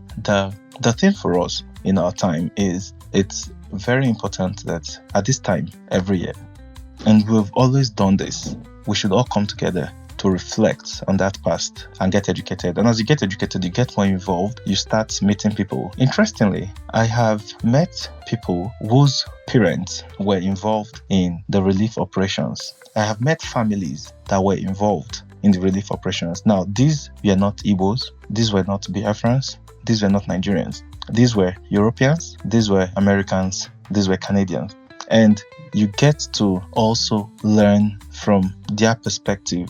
I have also met someone, the person was Italian, and the person actually shared an insight to me on how the relief was mobilized. And when the person shared that insight, the person told me something. He said, if you check, there is something in common with every country that ended up officially recognizing Biafra. Now, there were other countries that recognized Biafra, but they could not officially for certain reasons. So now, for the fact that this is quite an open space, a lot of these things are conversations that we could have on at a different level. But there was a basis. And what I would say to that is, whatever we do as in the Igbo, we should never forget structures, and we should never stay disconnected from structures, and we should never stay disconnected from systems, and we should always stay connected to systems. The imprints of Biafra are so massive. There was a post that went around recently, and a lot of you here would know as well that humanitarian crisis, as it is called in the West around the world, has deep implications, even for the West themselves, that may play a role in aiding or abetting some of this crisis. For instance, there's a popular narrative that Steve Jobs challenged his Christian faith and stopped being Christian because of the role his nation, his country, played in supporting the wanton killings and starvation during the war. Doctors Without Borders, a lot of you have heard that name. That organization was formed because of the Biafra War. That organization operates in Nigeria. Its original name is Medicine Sans Frontiers. I was talking to a northerner who is aware of the operations of Medicine Sans Frontiers. I think he mentioned it to me, and I then told him, he happened to be doing a lot of things with Medicine Sans Frontiers, and I told him, when he mentioned Sans Frontiers to me, I said, do you know the origin of this organization? You even work with this organization? He said, no. I said, so this Medicine Sans Frontiers was created as the fallout of the Biafra War, and he was shocked. He doesn't even know that part of the history. And majority of the healthcare efforts in rural northern Nigeria, a significant portion of it is facilitated by the Medicine Sans Frontiers. If you mention the name to an average northerner, they know the name. But almost very few, or a negligible portion of people, are aware that that organization's history is tied to the history and the evolution of Nigeria as a country. And so, when it comes to us in Nigeria and our stake in Nigeria, for what it is, we are within the territory that was gazetted as Nigerians, and not until that changes, we remain a very key and integral part. Before the war, we must pay attention to the build-up of animosity. What was that build-up? The build-up actually did not peak in 1960s. That build-up peaked in the 1940s. There was a lot of anti-Igbo rhetorics, and it took, say, 20 years for the sherry to pop. Now, when Harold Dapabireye returned from the UK in the early 1940s, Harold Dapabireye, for those of you who do not know, is one of the founding fathers of Rivers State of Nigeria, the old Rivers State, which includes the present Rivers State. He asked the father to create an organization with which they would negotiate for the colonial government on behalf of the Ijaw people. Harold Dapabireye was from Boni. At the time, and even till date, Boni speaks a dialect of the Igbo language. Dapa left, but something is interesting. Does it mean that the Boni people are anti-Igbo? I will disagree with you. It is on record that in the 2023 elections, when you look at the results, a lot of people could suspect. Now, this was not officially validated by the court or by INEC, but there was suspected manipulation of results around the 23 or 27 local government in Rivers State. And Peter Obi only won the election in few local governments. One of the local governments where Peter Obi was still announced a winner in the 2023 election in Rivers State was Boni local government. And there's a reason I am jumping from 100 years earlier to 100 years after, because as we tell the story, your spirit could be riled up and you could start feeling a certain way about a group. No, this is not about group. This is about individuals. And this is why you must pay attention to people and rhetorics. You should also pay attention crucial to formation as well. So what is clear when you look at DAPA's history is DAPA was born in 1920, 1921. The Ijaw People's League was founded in 1941 when DAPA returned from the UK. Everybody went abroad and came back. And all of the changes that happened in Nigeria happened with people who all went abroad and came back. So when you think of Azikiwe's ideas of Pan-Africanism influenced by Gaveism in the United States, you would also want to think of the ideas of Awolowo and what it was influenced by in the UK. A lot of focus on empires, a lot of talk. So when you listen to a lot of Awe's talk, we talk a lot about the Soviet empires, they talk a lot about the Czech, the Czechoslovakia, and all of those blocks. Now, paying attention, DAPA, born 1920, the Ijaw People's League was formed 1941, meaning that was when he was 21 years old. The question is, what is your 21-year-old of today thinking? DAPA at 21 came back from the UK and asked the father to form this organization. DAPA, in a lot of his documented utterances, even up until late in his life, uttered a lot of quite despicable things about the Igbo. But I'm more interested in the utterances from the 1940s, because in the organizations I would make reference to, his comes first. DAPA went to the UK, had a university education, 4 years, meaning DAPA must have departed Nigeria at 16 or 17. What is the mind of the 16 or 17-year-old? And if he had gone to high school, which high school very likely would he have attended? Would it have been Opwadel in Calabar? I am not sure. I will have to confirm. I'm also aware on good authority that Nnamdi Azikiwe also at some point attended Opwadel. And the composition of students in Opwadel would have been very interesting. And if DAPA would have formed an idea of the Igbos, he must have formed that idea first from the narratives in MONI, which was a place that is prevalent for the slave trade, and later on the palm oil trade. Could those ideas have been formed from the conflict between the chiefs of Boni, Okojombo of the Ana People House versus Jaja of Opobo? Because at the time, and when you read all of Jaja's writing, Jaja always made reference to his Igbo roots and the fact that he controls the trade with the Igbo interior. So, could it be the slave trade? Could it be the palm oil trade? Could it be the Jaja story? Could it be experiences from Opwadel or whatever secondary school is schooled in Eastern Nigeria at the time, or if there was no Eastern Nigeria, in Southern Nigeria at the time? So, but what's instructive was, it came back and said, no, we must do something about the Igbos. Despicable things about the Igbos, and we must be different. And this is a young man from a place where that was actually, because Boni in itself was founded by Alagbariye, who himself was an Igbo man, and Okwaran Doli and Okwaran Asimini. These are all Igbo people. Could it be that? But why this animosity? You also have to look, okay, what was the configuration of Boni between the 1920s and the 19... So, drawing into that, from the 1940s, there was already a very strong tendency to openly denigrate the Igbo. Eventually, at this time, no Hausa Fulani person has said anything against the Igbos. The only other person that had come in conflict with an Igbo persona would then be Awolowo, who just before 1941 was together with Azikiwe in the National Youth Movement before the 1939-38 elections, and then they had a conflict where Awolowo preferred Ernest Ikoli, who was from that Ijaw area, versus Azikiwe preferring Akinsoya, who was an Ijebu man from Yoruba for the leadership of the NYM. So that was the only time when this was brewing up.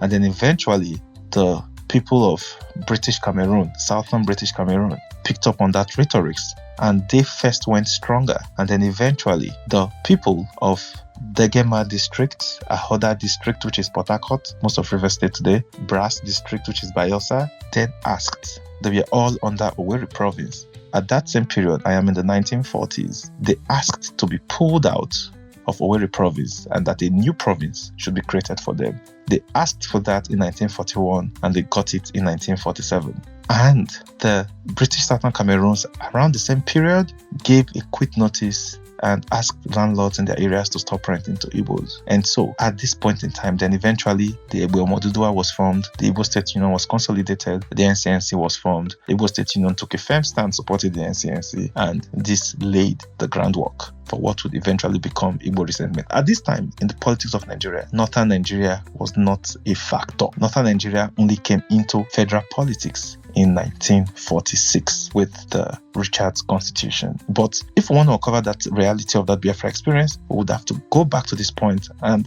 I can also take you before this point. I can take you to the experiences we have had with the Ida Kingdom and the Benin Kingdoms in the past. And then you would see something that the Igbos are not the only people facing marginalization in Nigeria, but there is something unique about the experiences, and we could draw a line that intersects that experience across multiple generations, even centuries backward. And with this, I'll use the mic. Thank you.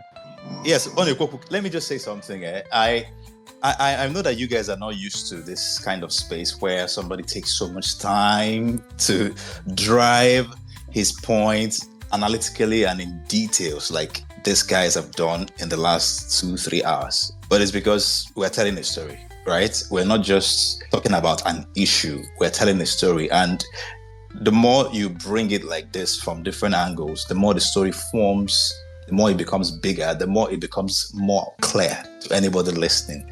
And also the more we gain understanding as a people. That is the reason why we're allowing it to go like this. That's why if you look at the topic, it's uncovering the Biafra story. So it's actually, storytelling is part of it. And you can see that it's coming with details, references that you can actually, in fact, the more I listen to this is the more I want to read. I have a good library, but the more I listen to this is the more I want to read about this history, because there is so much and it empowers you. The more you listen to, the more you know this, the more empowered you are. Just imagine half of Ndibo understanding this, the difference it can make. But thank you very much, my brother.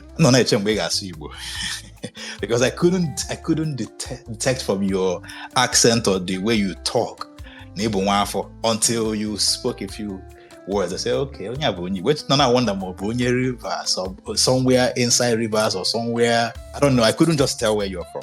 But it's interesting. It's interesting how you bring your words. I'm hoping that one day we can actually do something bigger than Twitter space. Bring all these people, have conversations that are long, turn them into something like a documentary. We need to make real stories that people can listen to or watch so we can spread this beyond Twitter spaces. But thank you once again. I think, Chibueze, you want to say something briefly. I would like to have Ordinary Girl read a poem, but if you want to chime in first, please go on. No, just you can go on, but it's just a few, I needed to correct some impressions because we are not so much so like a dot in a circle, because someone said, Buhari and the likes alluded so, and it looked like there is this thing called perception and propaganda that they've shared, and it's not true.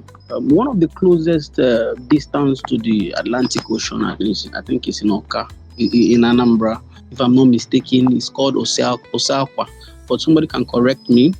That place could have been dredged, giving us closer port all those while. So it's not because we don't have access to the ocean. We do, and we could actually have insisted on it. International maritime law allows for it, and pure security of those pathways. But yeah, please, others can continue. I have a lot of questions. I just don't want to come up now and through, because it will throw this whole thing wider. Thank you for the people that have come on to expound. Biafran story is not just about the Biafran civil war or whatever they want to call the genocide. It's about the beginning, before this war. Where did this Biafra story come from? What happened? Like the last speaker was trying to elucidate. And where is all this hatred coming from? And what happened to our people that today, character of an Igbo man is not the character of an Igbo man pre-civil war or pre the genocide. So I think I needed to state that we are not so much so surrounded that we don't have access to water, just that the system around us refuse and insist. Divorce, so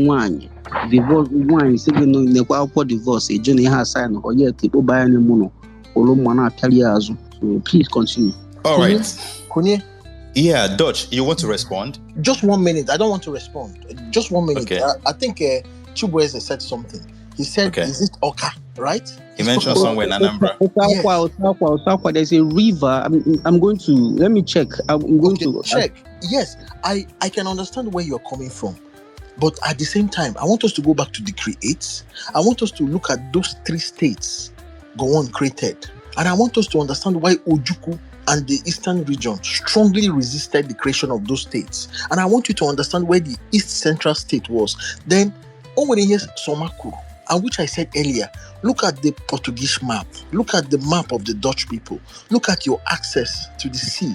The era that is passing now is the Atlantic coast. The Atlantic coast does not go to that Oka. So that place you are looking at is wrong.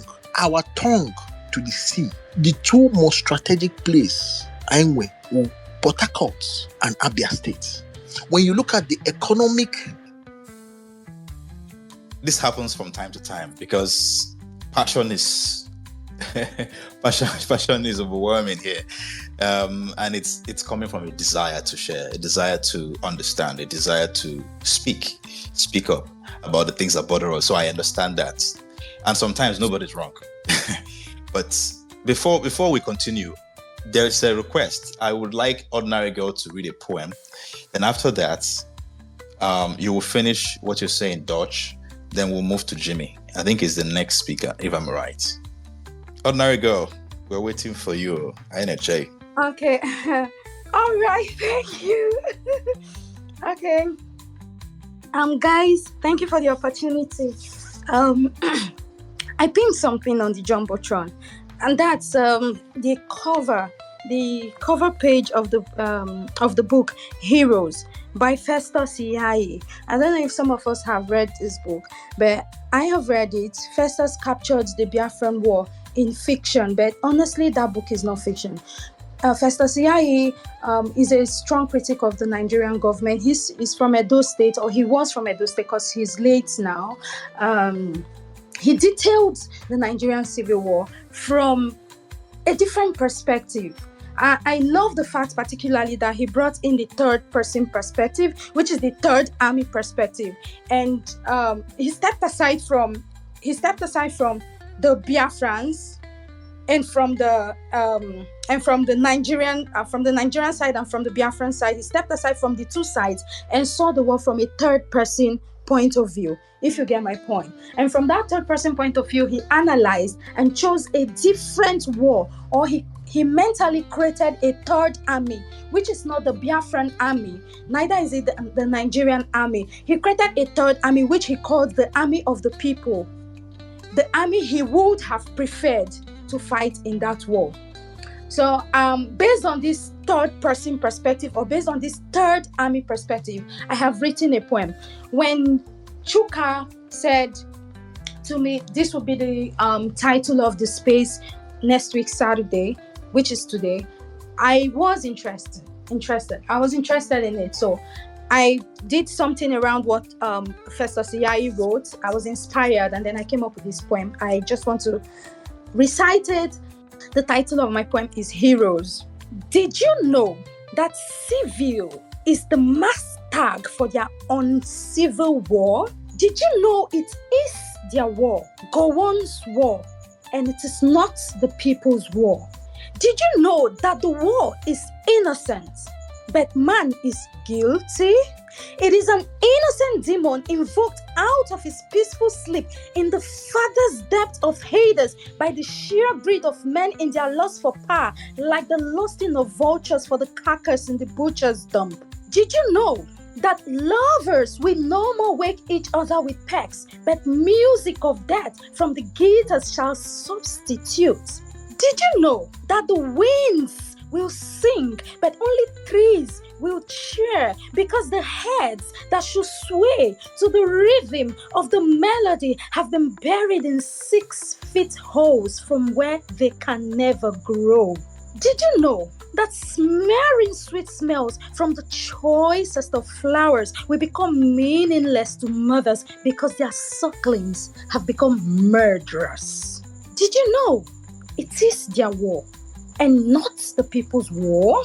But if the people had the option, I'm sure it may not have been that war. And if I have to fight alongside the people, I would love to be a hero.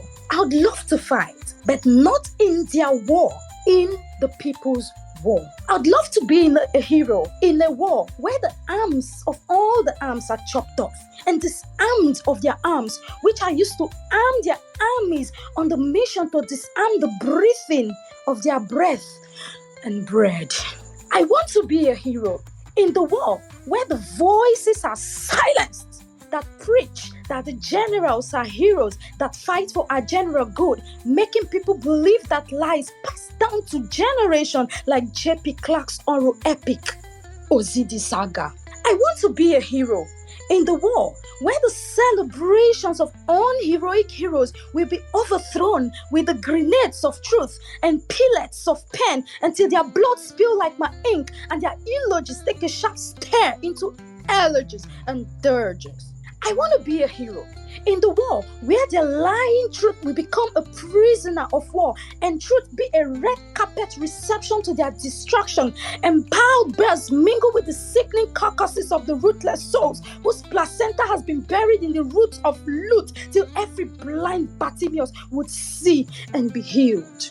I want to be a hero in the war where the celestial beings of records will proudly sound loud heroic records to celebrate the arrival of my soul to the celestial realm on the day of record. Did you know that if it is not this war, then it is their war, Gowon's war, and not the people's war? Now you've known. Do you still want their war? Thank you.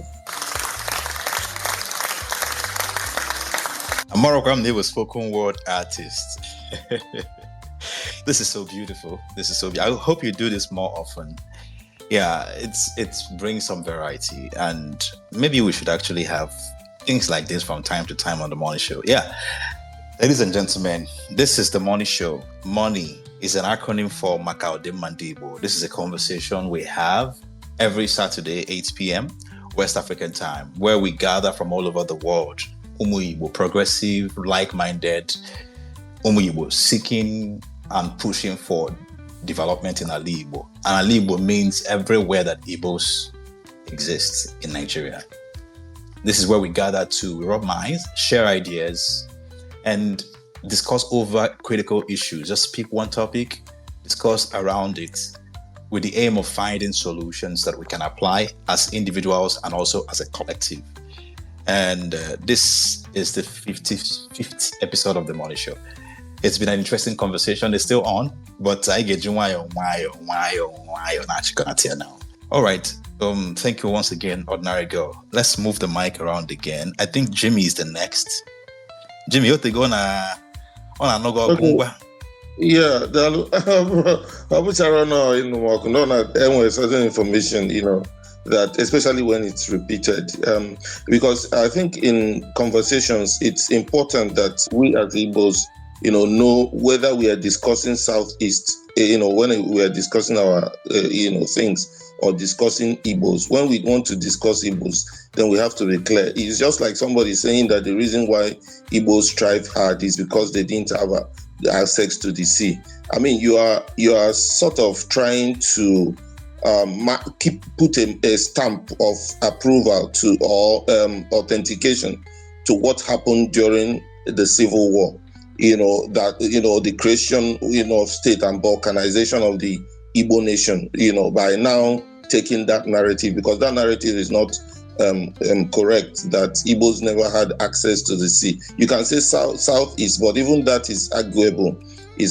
So I wanted us to get that in perspective. You can try to find reasons why Igbos are hardworking, want to, excel. You can find it in other things, but definitely and certainly not because of, lack of access to the sea. I mean, it's certainly not that. But back to the Biafra conversation.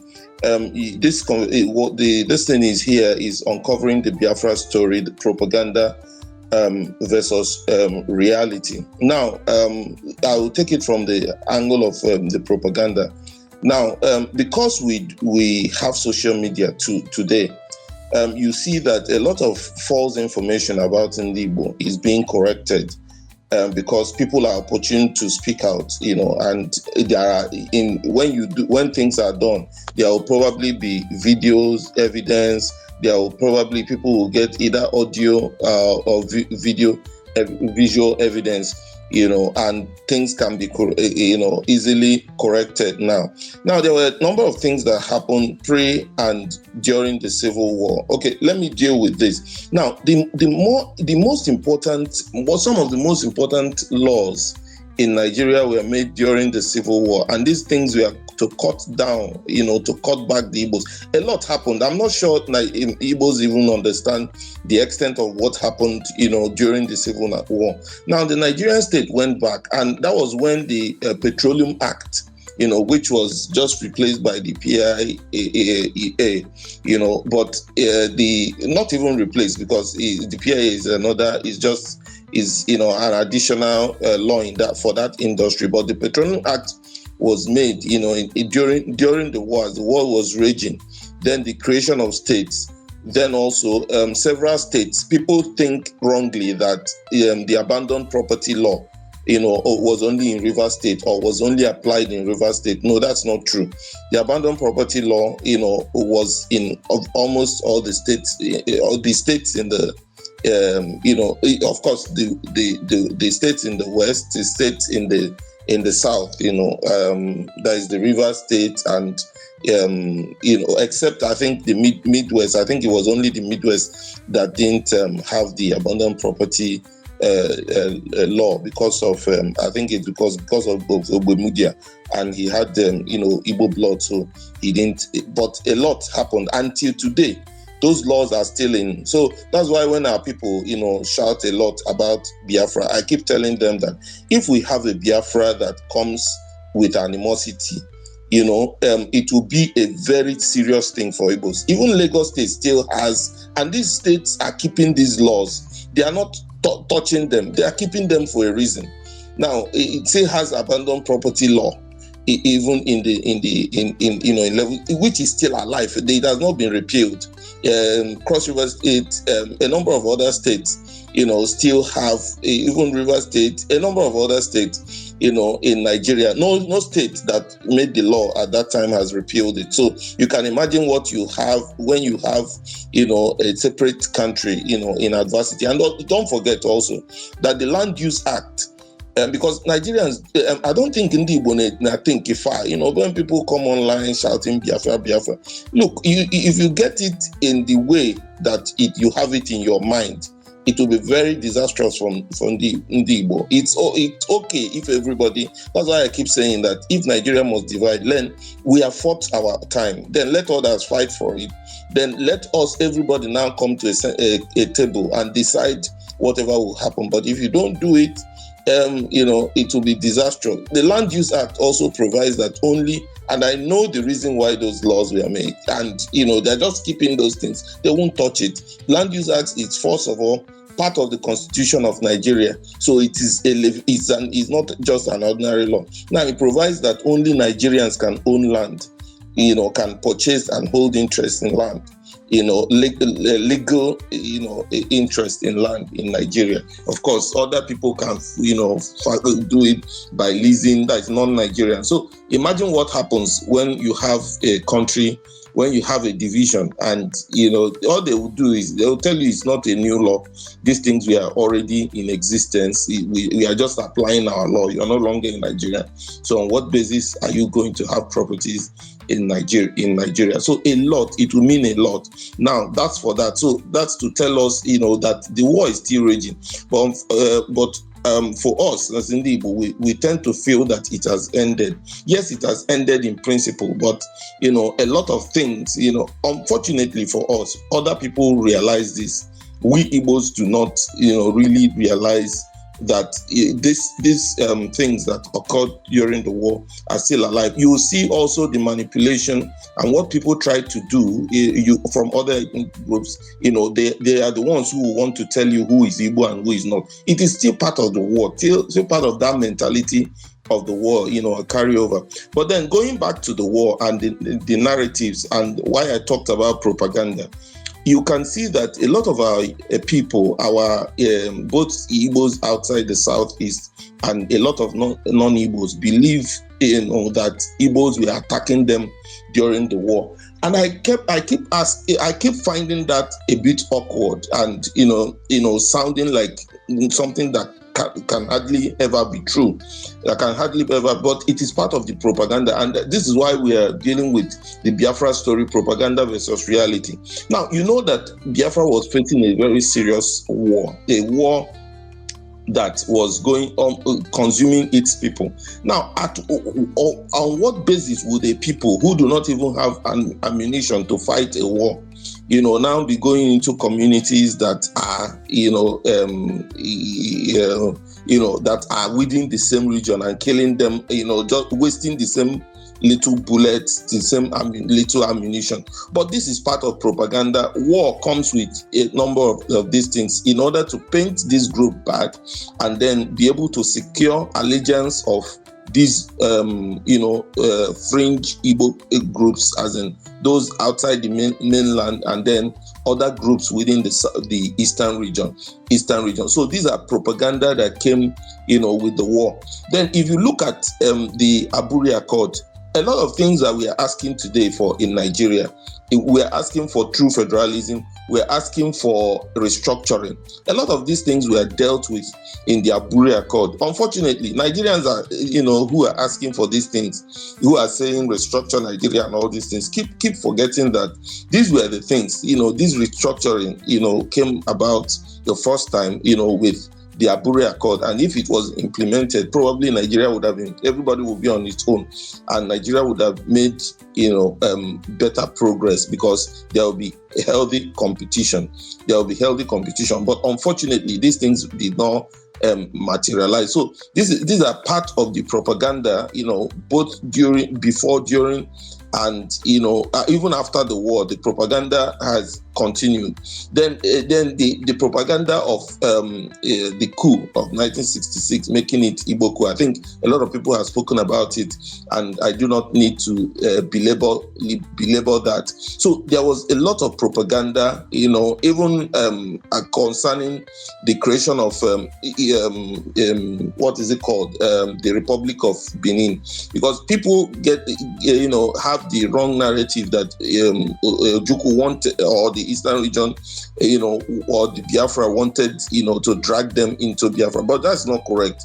What happened was that during that time, when the war was starting, as a part of the strategic this thing was to ensure that every part of the South, got independence. So you're going to have the Midwest getting independence, the West getting independence, and the East getting independence, not to suppress the Midwest. So that was why what was created at that time, what Ojukwu tried to do, was to have that part of the country, become what was called the original Benin Republic. That was what was formed at the original Benin Republic, which was created during the war, but which was short-lived because it was run over, by the Nigerian military. So a lot of this propaganda, that happened during and after the war, have continued to, haunt our people, have continued to give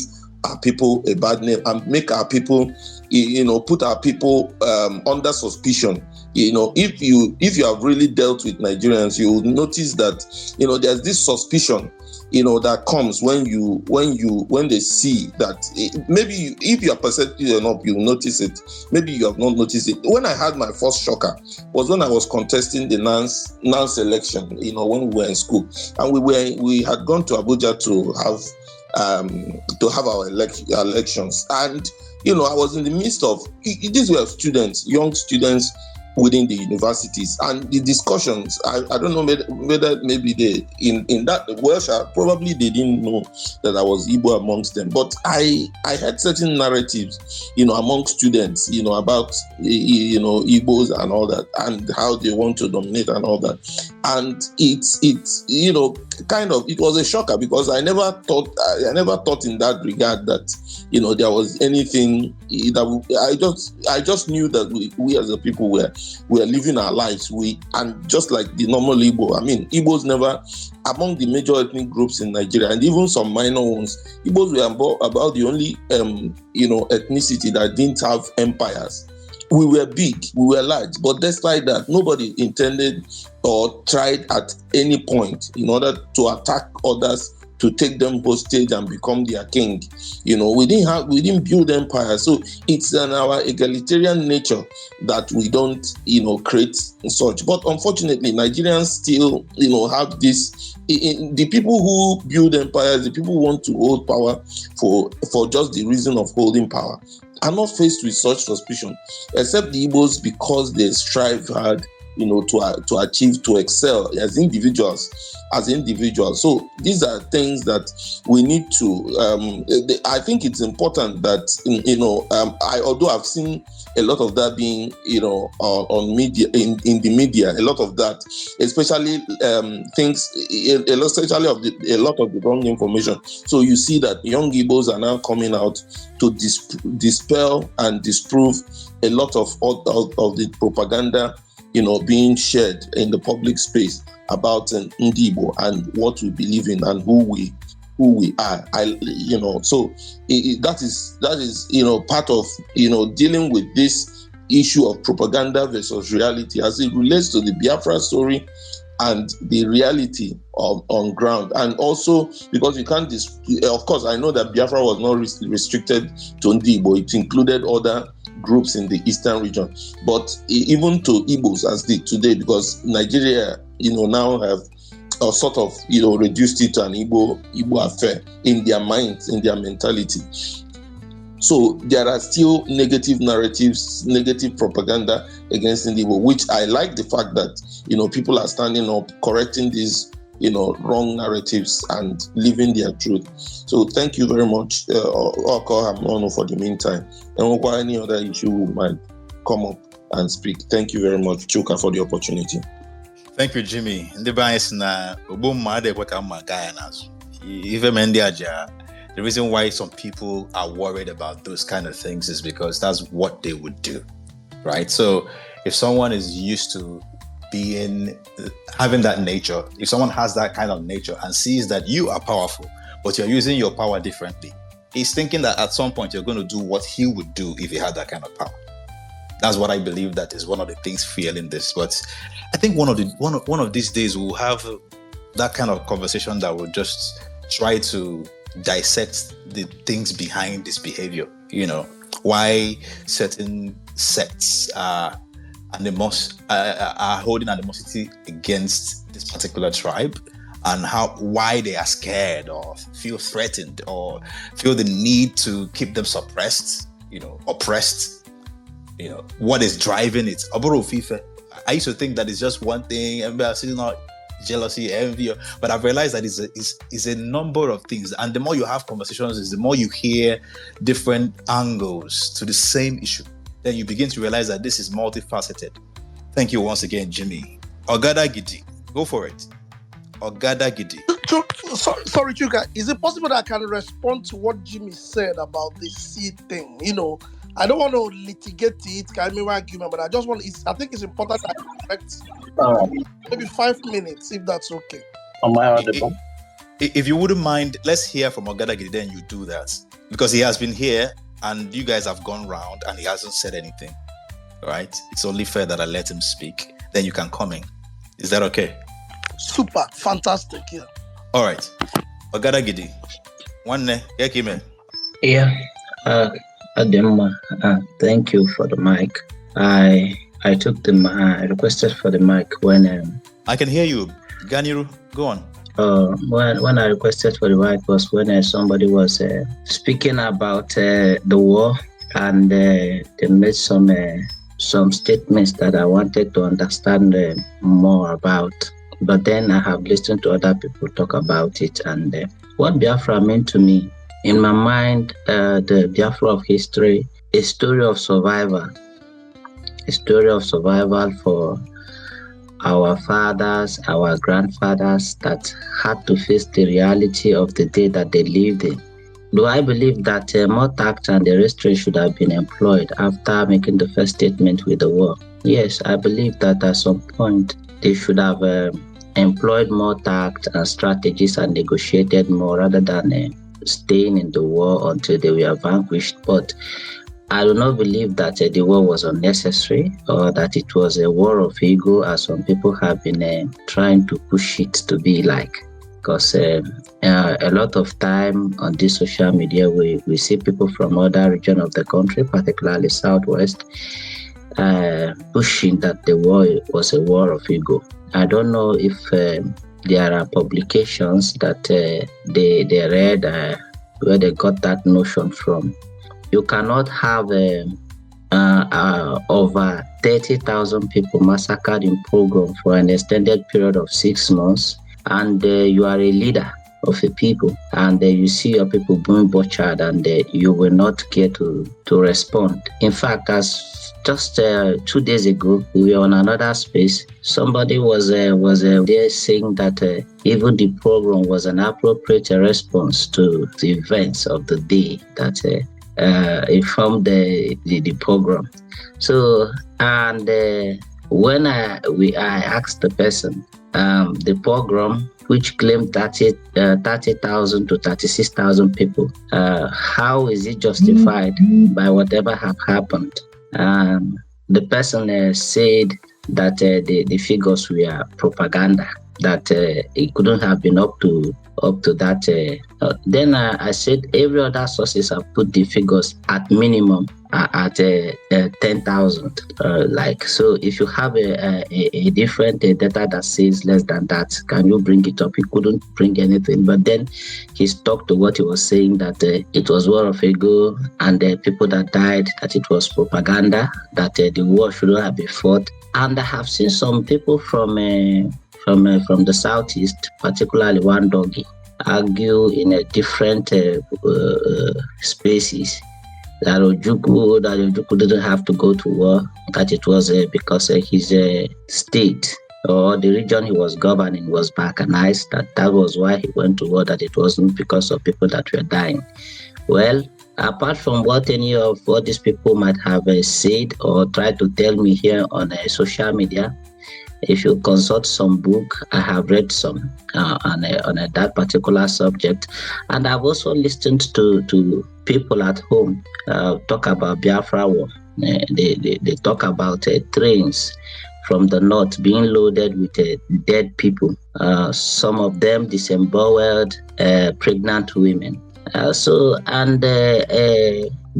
was what led to the war. So if the ordinary people in the streets know about all these things and they spoke about it very clearly like that, and so who is that person that is coming to social media to come and educate me and to come and tell me that the war was unnecessary, that if it had happened, it was because Ojukwu wanted, he felt that Gowon was inferior in rank and shouldn't be the president, and his state was balkanized, and then he had to go to war.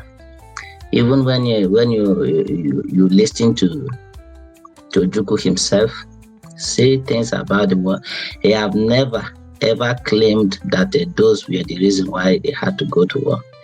So the events of Biafra, of history, are justified in the fact that it was a war of survival for our people. But then these people that are now pushing for Biafra of today, these people from Uwazurike to Benjamin Onwuka to Nnamdi Kanu to Simon Ekpa and other people that are pushing for Biafra today, I think all these people are delusional people, and they are leading our people astray. And there is this thing that is the reality of our people. You have a young man from the East who the only thing that he know about the war is that it was an event in the past, something that happened in the past, only for him to consult some books and get to know more about that war, or hear somebody speak about it, like Nnamdi Kanu would come and talk about it. And with that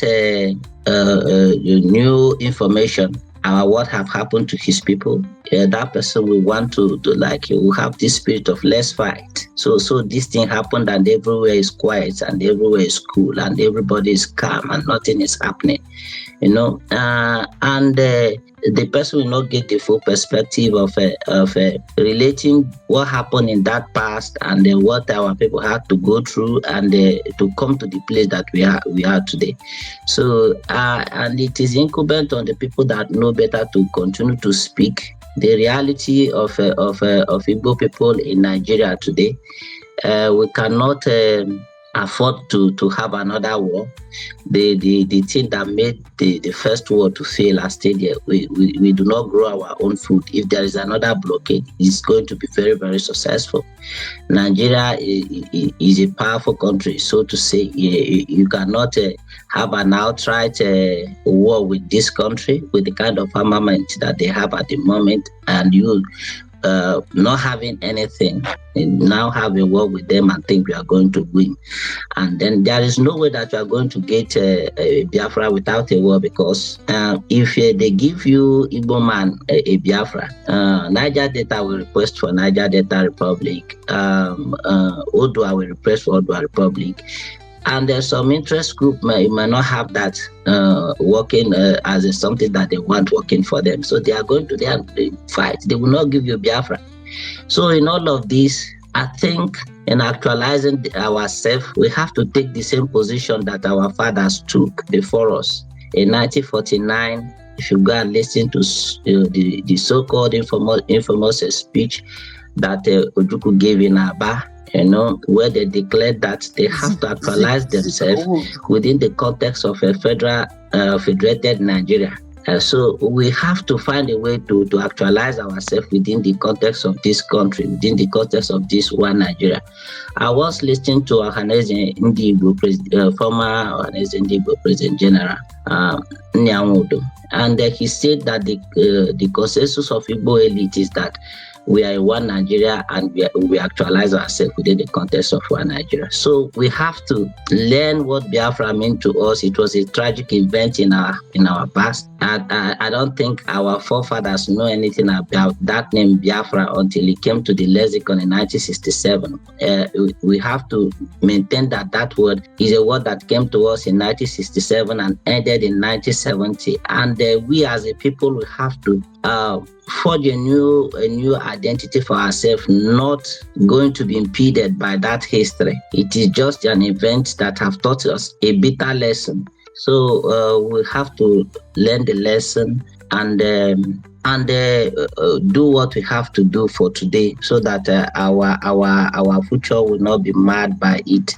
So I don't think that with this agitation, if you look at the history of it, at a point we were told not to allow ourselves to be counted when they were counting the census. That time it was Rike that was doing the show. So the result of that census is still being used in Nigeria till today. So in 2015, Ofensala Day was declared, by somebody that is fighting for Biafra, and encouraged our people not to participate in the politics of 2015. Who knows if our people had put the kind of support that we put in 2011, the story of how Nigeria is being governed today would have been different, and will continue to be in the table. Even if you are not getting everything we are asking, I don't think the situation was dire as it is today. And the same person repeated the same thing in 2019 when they told our people to go and vote only a week to the election. People did not acquire voters card, and they were told to go and vote with what?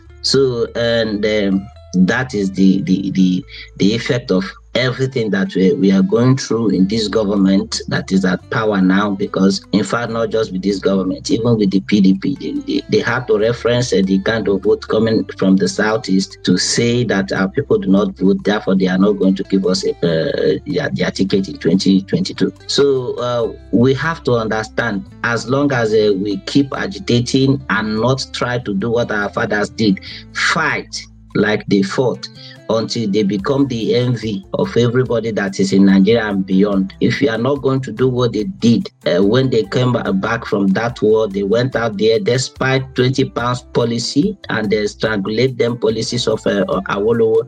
They went out there, they put in everything, sweat and blood, and they rebuilt. Alibo is not looking like a place that war was fought just 50 years ago.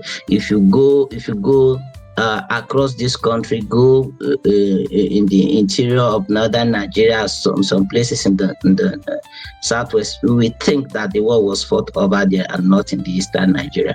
So our fathers They have done their own best.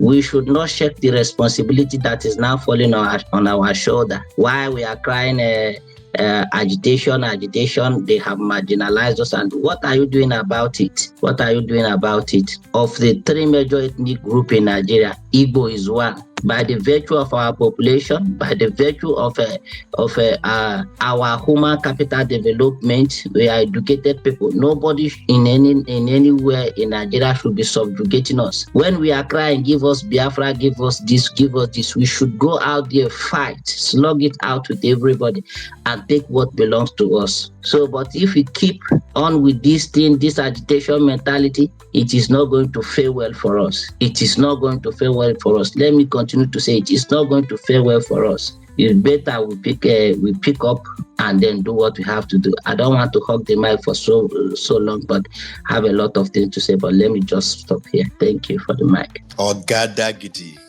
This is my first time of hearing from you. I've never heard you speak before. I don't think I've heard this voice before. Darwin, thank you for that submission. Yeah, I think AA wanted to respond to something Jimmy said. The truth is that this is just one part of the conversation. The conversation continues. You know, we will always come up with new topics that spread the conversation further. Like this one now, kind of Wi-Fi. I keep asking myself, but I don't want to throw in the question because that would just start a new Twitter space. I keep asking myself because I've heard people talk, you know, and dissect issues into our history, you know, track our character, the occurrences, the causes of certain activities and events that took place and how they started, what started them, the conversations. I've heard people track those things so well with details historically, to the point I'm asking myself, can our behavior be tracked this way? You know, is it possible that we can actually try to understand why it is difficult, very difficult for this generation, this post-Biafra war generation to come and build together, do the same thing that our forefathers did in the 40s, 50s, and 60s? You know, can we see a way to be able to analyze and understand the reason why it seems so difficult for us to do that? Because it looks like it's so difficult for us to do that, in spite of the fact that we have a lot of intelligent, talented, resourceful, hardworking people. You know, I'm asking that question rhetorically, but I hope we can have a conversation like this one day. If it's possible to have all the speakers here on that conversation, that would be great, because that's what will make us, and other speakers that will come in, like, understand, because the guy in the Wi-Fi, we need to build, and sometimes there's reference to Ohaneze, and we know that Ohaneze is not going to respond to our demands because we're not in charge. You know, I keep saying that anytime because we have had a conversation about Ohaneze, even had an Ohaneze top member of Ohaneze come in and speak. So we have gained some little understanding about the ongoings and how things work there. I'm referring to these things because of what Ogadagidi said.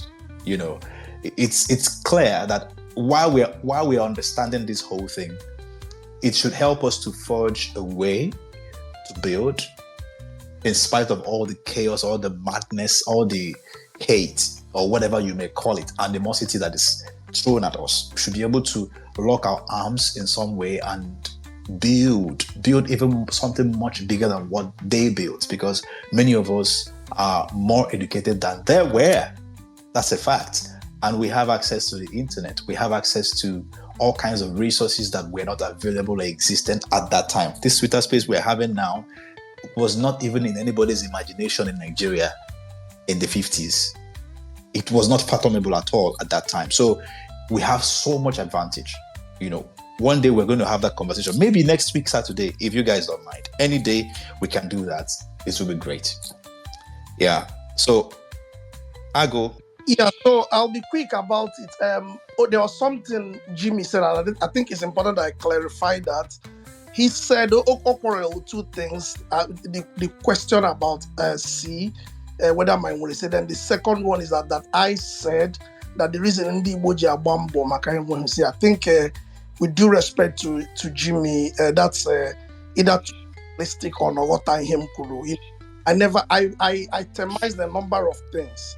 I said, I referenced one, and by our, the way they competing in terms of we didn't have traditional structures that limited. I mean, hierarchies limited. We're egalitarian people, and that's now imago in our community.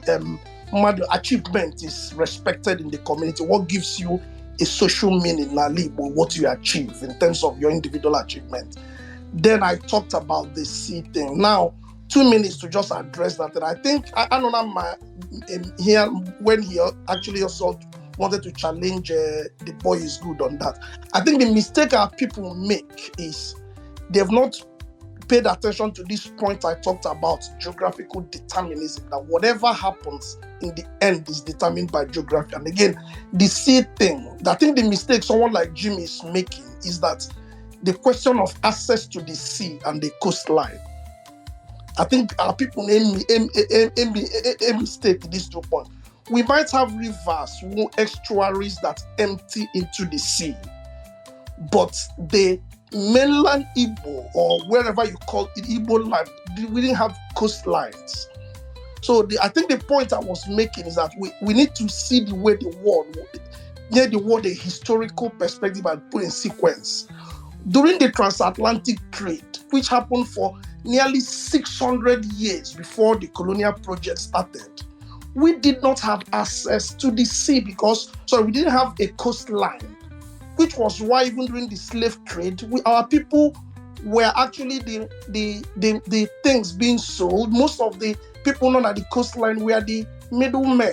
We didn't have because it was only the invention of the steam engine that made it easy for small boats to then navigate through these waterways from the sea into our place. That's why it was only about in the late 1800s was when they began to come in, towards where we were. So the point I was making is that now we are using telephone and internet and all that for 600 years. From 1742, when the Portuguese first showed up around this place, up until 1900, most of the coast where people known at the coast were coastline, the seas, the ship, and they were trading. And there was at some point when things like wares, like spoon, hose, and other things, we didn't have access to that. So that, in terms of imported ones, that was one of the things that drove indigenous manufacturing. If Jimmy has not paid attention to that, but please go and study it. Not only in Nigeria, all over the world, geographical determinism has, dictated a lot of things. That's why our people started to do things like Ebozo, and we had method. That's why we had things like this. India fabric because we didn't have access. And what then happened was our people then started to manufacture those things and began to even take them to the coast like Bonny to go and sell, and it was competing with imported ones. So the point I made by making that it was a contributory factor. It wasn't the only thing. Because of this being cut off from the rest of the world, as Paul Collier said, captured it in his book. He said in those days that if you had access to the world, to the sea, you served the world. If you didn't have, you served your neighbors. And that was exactly so.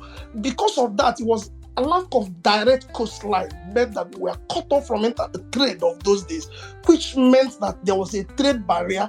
And one of the things that it drove is Onwaka. A lot of people think that Igbos are mainly traders now, I know, but I've said this even on social media. One of the things in the Igbo Onwaka craft, it was making bicycle, hose, Indiana carving here and all that. It was mainly, if you check the first people in your village who went to places like Kano, Lagos, Calabar, who later became traders, most of them came in as artisans, bicycle repairers, people, we were craftsmen. And also, the other thing that it did was our people were hardworking because they needed to till the soil. Unlike people who had access to the sea and the trade was helping them generate more, quicker more. Like the Benin people who were selling pepper, this pepper and our people on the coast. But for us, it was mainly hard work. So I didn't say that because of access to the sea, but I tried to explain that as one of the things that contributed to our, the way we engaged with the world, and especially our immediate environment. I think that point needed to be made. Thank you. Thank you. Thank you for that. Thank you for that clarity. Okay. This guy, are you ready to speak? Go for it. Yeah, Chuka, good evening, good morning. All right. Yeah, so I think the Biafra conversation is dicey, it is complex, but we must navigate it very forward. One thing I didn't like is that I think we need to actually learn on the topic and talk about Biafra without denigrating it, because if you make it Biafra or Sigi it was blah blah, I don't think it is right. Anyway, this is my own opinion, because whether we like it or not, millions of people lost their life. So we should be able to have a memorial, especially on May 30th. Everybody should come out and leave their sentence, you understand, and talk about it. I work on those and even the idea that I was listening to a space yesterday and in many other spaces, and then people were lamenting that even the government of Nigeria apologized. And I'm like, are we even talking about this thing enough? We are not. We are the victims. We need to tell the story, and we need to tell it from a position of strength. Yeah, because today, the Nigeria you're looking at is grandstanding. A number of the people who fought the war, who led the program, are basically fired Madagascar, but I don't know why they are scared, why they don't want to talk about it, why they don't want to talk about their involvement in perpetuating genocide against the old Islam. And it's a matter of years. All of them will go. At most 10 years' time, all of them will go. Now, let me just say 20 years' time, all of them will go.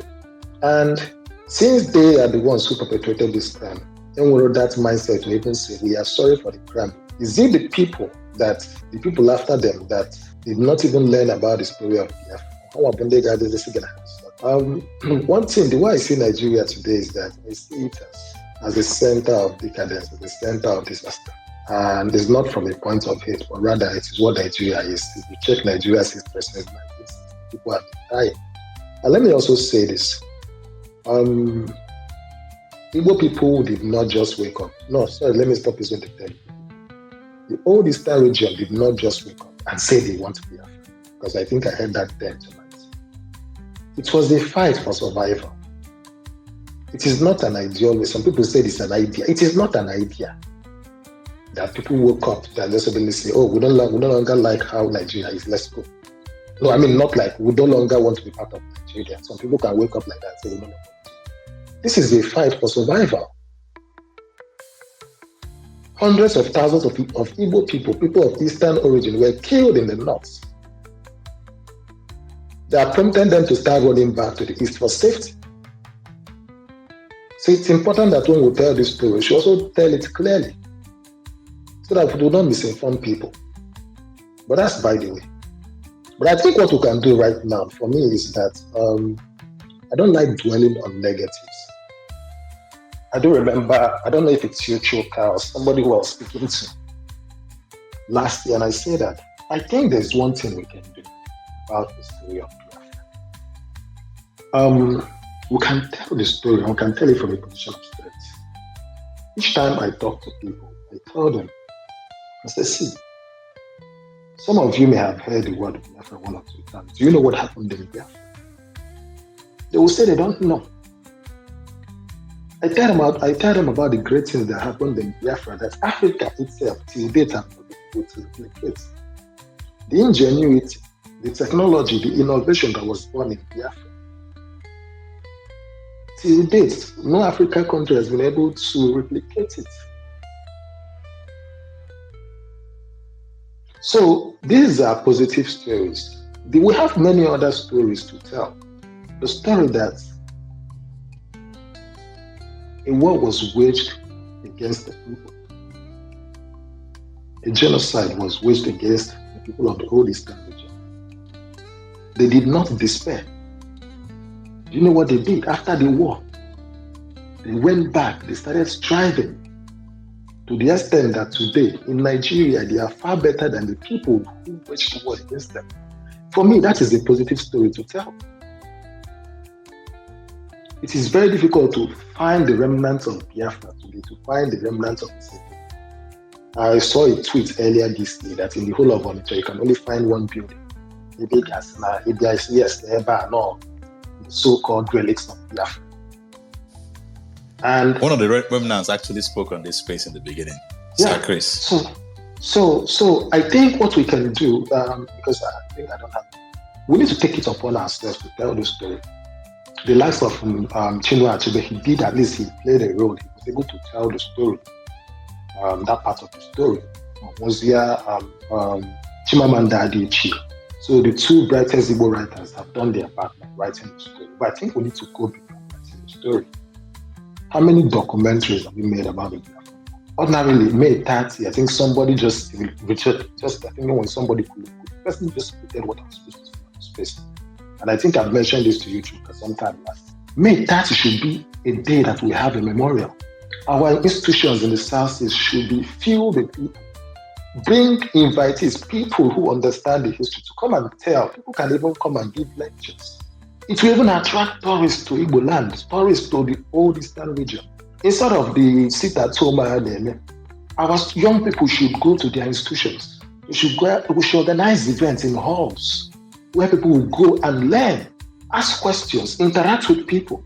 Even at some point, it should be global. I saw something 2 days ago, if I'm correct. I saw like the IPOP people, and they had gatherings, some all over the world. They said there was some. I saw Russia. I saw randomly checking social media. I was like, we may not agree with what they are doing, but I think they are actually setting the pace. We can look at what they are doing and see how we can actually do it better. These are people who are actually yearning for something. The only problem is that maybe they are ignorant. But this is where the intellectuals in Igbo need to actually come in. And for somebody who said we no longer have intellectuals in Igbo, I disagree with you. The only problem is that today they are no longer in the face of leadership. They're all behind the scene. The engineers who created those things that happen, you can still find them today in Biafra. But people are minding their business because, again, Nigeria is no longer what it used to be. At the time when you had the likes of Michael Okmara, it looked like Nigeria was heading something. But today, with the configuration of leadership today, I don't think any sane person was part of the system. All sorts of people, it doesn't mean all sorts of people will be brilliant, well-talented, Igbo leader. No. There is no field of study today. You're not going to find a brilliant Igbo man doing excellently well, both in government and non-governmental institutions across the world. So they are still there. But what we can do is, especially to our brothers who are still in the forefront of the education, I've always said that we can actually work at children. We need to tell our story, but we need to tell it from a position of strength. And this is even how you weaken Nigeria itself, because you were not able to pay the reparation. You agreed on a 3R that you did not implement. But yet, when you talk about Human Development Index today, Southeast is number one. When you talk about purchasing power today, Southeast is number one. They're not just Southeast, the old Eastern region are topping. So it's a shame to Nigeria that they actually the losers of the war. Because if they had used their systems, Nigeria will no longer be where it is today.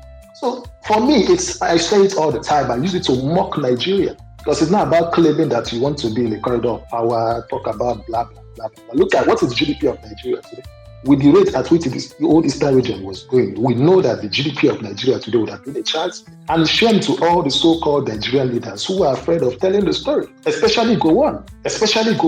And we would be tired because I've always said it that I'm not that kind of people person who comes to come and start doing all this in the name of political correctness. You must draw the line. You must get to a level where we can actually draw the line and say this person is an enemy.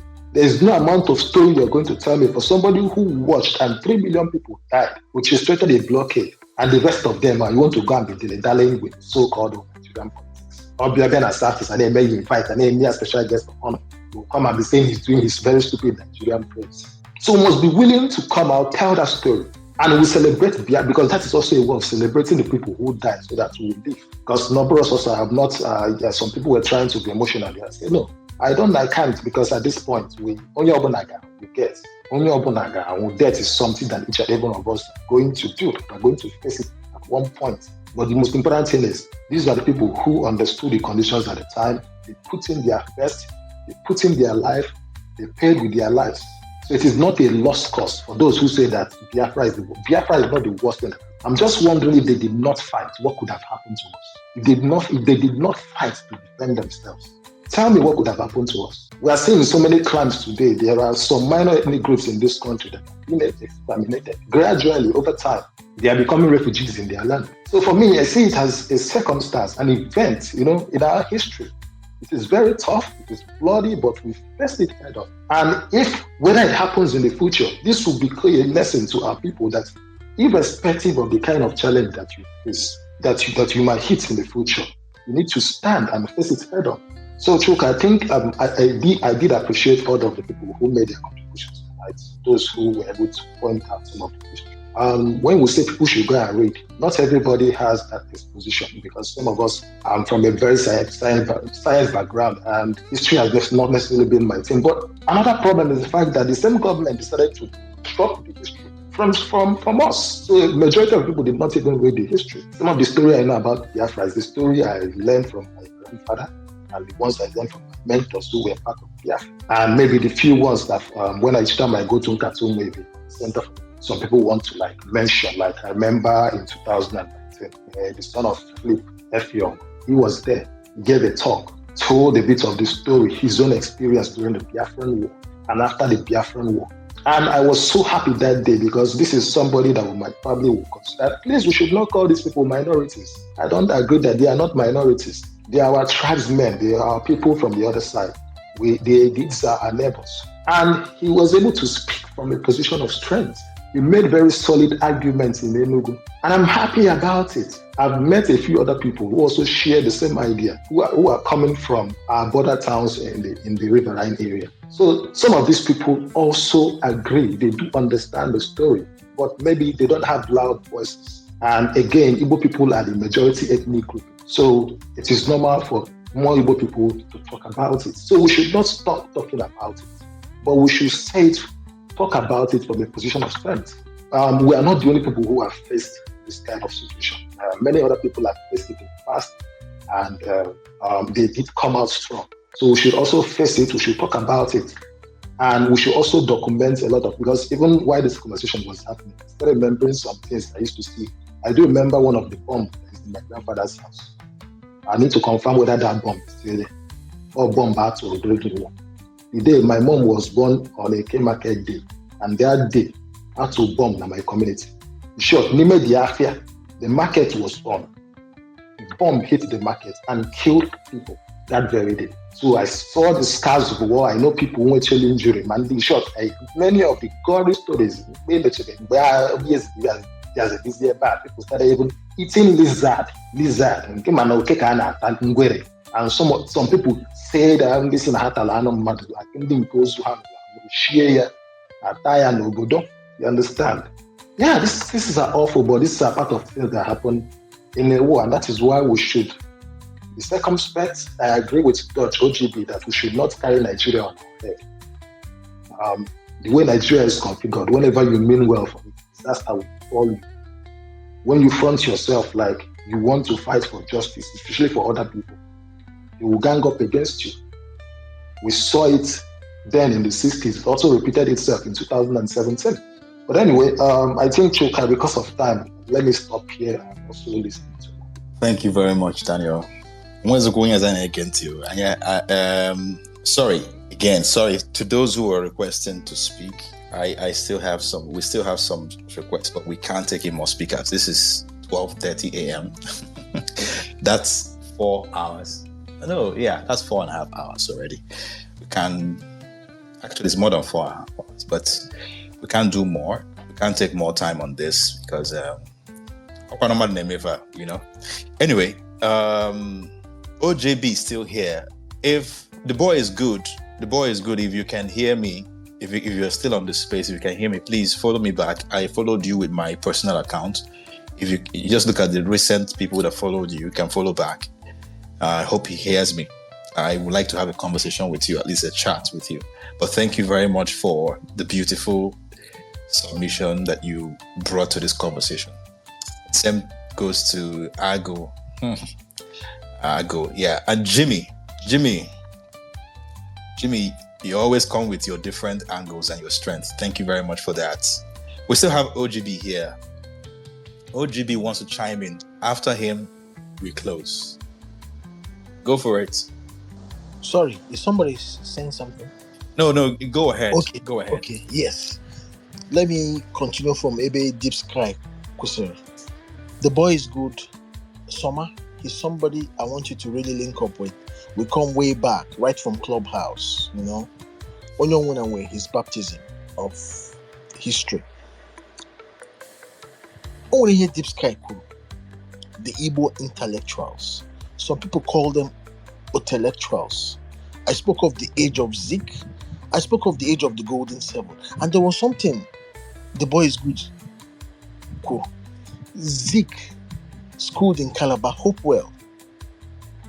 And he met a Liberian tutor who bettered him there, who made Zik dreamed of going to US. And Zik went to US at the age of the civil rights movement, the times of Marcus Garvey. That was the Garveyism ideology, Pan-Africanism. Zik read in America. He came back in the 1930s. He inspired the Golden Seven. Education is the passport of the future. That only Gurakuko got dominate in Nigeria. Zik spoke in Glover Hall. Awolowo was walking in the park then. I'm not insulting him. Awolowo heard Zik speak. Go and read Awolowo's autobiography. When I'm talking, Deep Sky said, say some of them are sciences. I just like I said, I didn't even study history. I don't even like so much story. I don't like writing. But we have to force ourselves.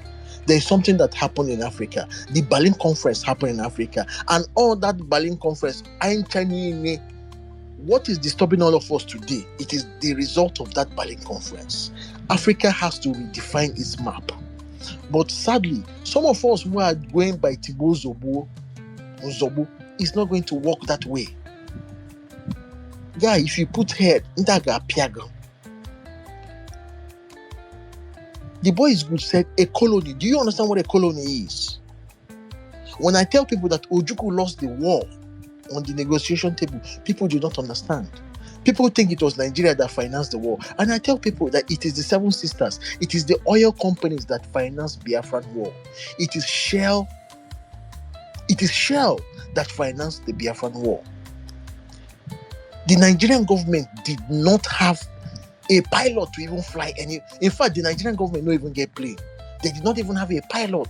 The technocrats, the educated officers in the army were from the eastern region. When the East broke, they all left. This was where Egyptians, ask yourself, how did Egyptians fly the Russian MiGs? I've forgotten his name. There was somebody who came here or recount the trauma they faced. They were telling you that they were bombing markets. That was Sir Chris. Thank you, Sir Chris. Where in the world were they bombing markets? How do you bomb markets? How do you bomb churches? How do you bomb hospitals? I've told you the books you read. Hospitals then, they were painting cross on top of their roof, but yet these Egyptian pilots were dropping bombs on them. Our markets were in the forest. We didn't have markets in the open. Why was this? It was Egyptian pilots doing all this nonsense. How did Egypt come? Oh, sorry about that. Sorry. Continue, please. So how did Egypt come into this debacle? Who recommended Egypt to go on? How did Ukiwe? I have a way of digressing. Why did he step down? Why did he resign from the Babangida government? Has he not Babangida Buru Nigeria Banye Islamic Organization? It's not Babangida. That was when Nigeria knew. That was when Nigerians knew that we're already part of the Organization of Islamic Conference. It was this Christian This man from Angas, this minority. Somebody said we shouldn't call them minority. The problem of Nigeria, the boy is good was saying something, and I wanted him to continue in that light, but we can't discuss everything today. Maybe we'll have to open another room. Maybe it's in the Charamoto as the discussion continues. The problem of Nigeria is the South. I repeat, the problem of the Nigerian colonial enterprise, the bastard child of the British colonial enterprise, is Southern Nigeria. So when I listen to somebody and you come and you start your sentence, and in your sentence I hear Fulani, I've left you because you still do not understand Nigeria. The problem of Nigeria is the South. Then when you come to the South, pay attention to the quote and unquote, I'm not degrading anybody, to the minorities. Understand the Willings Commission. Understand the peculiarity of these people. Then when you hear Chukakuru or Kunie Media, because this Kunie Media's room, people who build empires. How many hammer? When they see you rise, they think you are like them. Yoruba Ronu, the Yoruba conservatives, listen to them when they speak. Don't hate them, but listen to them when they speak. Do not believe what they speak. I will tell you the truth. They were the one who rewrote the Nigerian history. They were the one who turned the history upside down. And that history they rewrote is also affecting them. This is why a criminal, Bola Tinubu, has captured that region. I will say it and I will say it anywhere. Everybody is affected. But listen to them when they speak. The boy is good said something. Awolowo went to school in Europe. There was a character that rose in Europe. His name is Napoleon. Look at what happened in Europe after the fall of Napoleon. You started seeing, especially Western Europe. Western Europe started breaking themselves based on ethnic consciousness, based on delineation. You have to be homogeneous as a people. This is why today Europe did not believe that Putin can invade Ukraine. And let you people know that the Ukrainians and the Russians, they are all Slavic people. It is the same ethnic stock, but the difference is historical influence. It's the same thing with the Balkans. We once had Yugoslavia. These are all Slavic people. But when you go to Bosnia, that in the Bosnia were Muslim because they had interaction with the Ottoman Turks. Who were the Ottoman Turks? They were Muslims. When you talk of Croatia, that Croatia had more interaction with Western Europe. Western Europe was dominated by the Catholics. You come to Serbia, that Serbia were Christians, but they were Coptic Christians. Their Christianity were faced to the old Constantinople. Before the coming of Suleiman the Magnificent, who took over Constantine and made it a Muslim empire. These were the same people, but they had interaction from different civilizations. At the end of the day, genocide happened in Yugoslavia after Boris Tito. Western Europeans who have understood what ethnic consciousness was, we have to break Yugoslavia. And at the end of the day, 6 countries came out of there. Bosnia, Croatia, Yugoslavia, Serbia, Montenegro. They broke them based on their interactions because they saw that these people were thinking differently. So this is one thing I want Igbo to understand, or people of the old Eastern region to understand about this thing about Biafra. This is why I don't want us to narrow ourselves in the cocoon Igbo. No, it's not Igbo. Our ancestors say that Igbo Noru Wofu. Who were the Igbo? Who were the Oru? I was trying to say something the other time. Somebody cut me off rudely. Igbo Noru Wofu.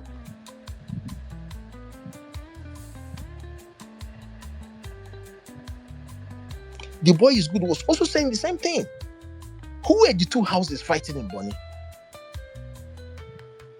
Okojombo. Okojombo, mind you that Okojombo's descendant is in the House of Reps today. And he still answers that name, Okojombo. That's an Igbo name. That's an Igbo person. Jaja of Opobo, he told his story. Jaja of Opobo is from Central Igbo. These were two Igbo houses fighting, but one had to move to Udochia. When you read what Britain did to Nigeria about Max Selion that when Britain came to the Igbo heartland, because the last people the British people had interaction with was in the Igbo of the heartland. So this is where I understand where AA was coming from. Who was the person interpreting the English language the British man was speaking? It was the son, it was the descendant of Jaja of Opobo. But today, Jaja's descendants, Gagwago Hawendi job.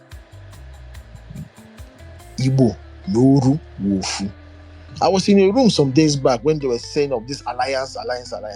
Onyugu Putar, who that the Yoruba people will always do 50-50 if there's no Yoruba candidate. But he said the South and the Southeast always vote together. Igbo, Noru, Wofu. I'm not saying that we are them, but I want our people to really see this discussion is deep. It's not something we can finish today. But what I'm saying is that the Igbo intellectuals now have to take over the stage. Zig did it for us. Ogacharakuko in America, Lincoln University, came back, recommended Osea Jeffo, recommended so many people go to America, go to school. Education is the passport of the future. This was why he gave us UNN, the first indigenous university. By the time UNN started producing their graduates, Professor Tekena Tamino, who was one-time Vice Chancellor of the University of Ibadan, said that Igbo people took over the dance floor. Somebody came and said, what is the prospect of Indi Igbo called Kedihendi Igbo Cho, Nigeria? And Ijoman said, Igbos are the builders of modern Nigeria. And we have said it here, the most Nigerians, people who believe in this country, the British people took us all around. When they were building the train station and what have you. What they did to us was this. It is not unique. Study, read. Now, when they read, how did Indians end up in Tanzania and East African countries? The British people do something everywhere they go, but people do not read. This is why history repeats itself. The Indians, the British people always carried the Indians everywhere they went to. But guess what? Whenever it was time to pick, the British, who carried the Indian man everywhere he went to, would always pick a Pakistani Muslim over the Indian person.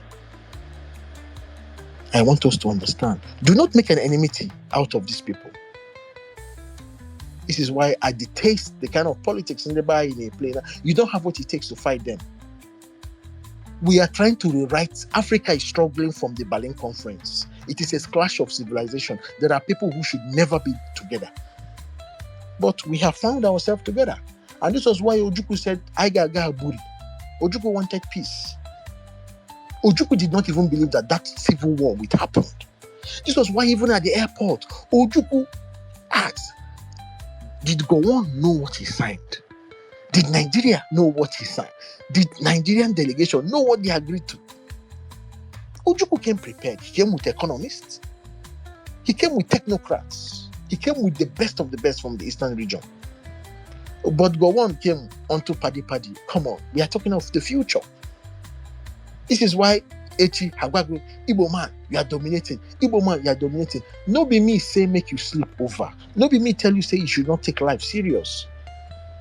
It is in my nature to compete. I compete is that I don't hate you. No. Ibata, your mother will tell you, say, I want see what your mates do. This is why we have age grade. You see that the age grade that was before you, if they put street lights, your own age grade will want to tar the road. To tar the road will cost more than putting a street light. It is the competition. I said, let us study the Igbo ethos. I will be Igbo. Do not water yourself down. But we have watered ourselves down because we lost a war. And in the process of watering ourselves down, we lost our part. And the 20 pounds made it worse. People who should never speak for Igbo. People who, if it was in the time of Zik, if it was in the time of our golden age, these men will not factor. They will not matter. They are the ones speaking for me and you today. And I say, this day, the Igbo intellectuals, those who have acquired education, those who know how to reason, how to think, it's not by wealth, it is thinking. Think tank. In the Igbo need a think tank.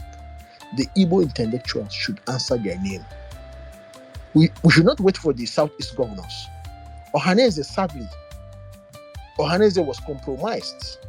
Because for Ohaneze to even come back, Ohaneze was rejected 3 times under Murtala under Obasanjo.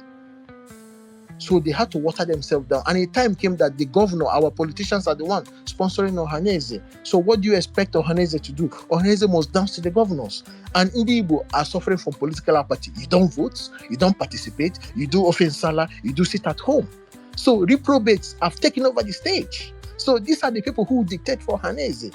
So intellectuals, the Igbo in diaspora have to come out. We have to speak. We have to reenact this thing. We have to rewrite our story. CBN will tell you that every year 30 billion comes back in diaspora funding. And I put it this day to you that at least 15 to 20 billion are from Igbo. We are the most traveled. What is the Igbo diaspora doing with this money? Is it funding the brigandage happening in our region? Or we are using it to assert ourselves? The Igbo diaspora, like Zeke told us, education was the passport to the future. He sent seven Igbo great sons. They call them the Golden Seven. The Igbo diaspora, the Igbo intellectual need to take over the stage. Our history is us that to write it, that we found it. These stories that we are telling, making May 30th as a thing of memorial, we can begin to have it before our politicians adopt it. A time will come that they will sit up. They will understand that they have to key into. What I want us to do is that we have to take over leadership from non-state actors. The involvement of characters who have refused to involve in politics, how about when we have non-state actors, it has destabilized us.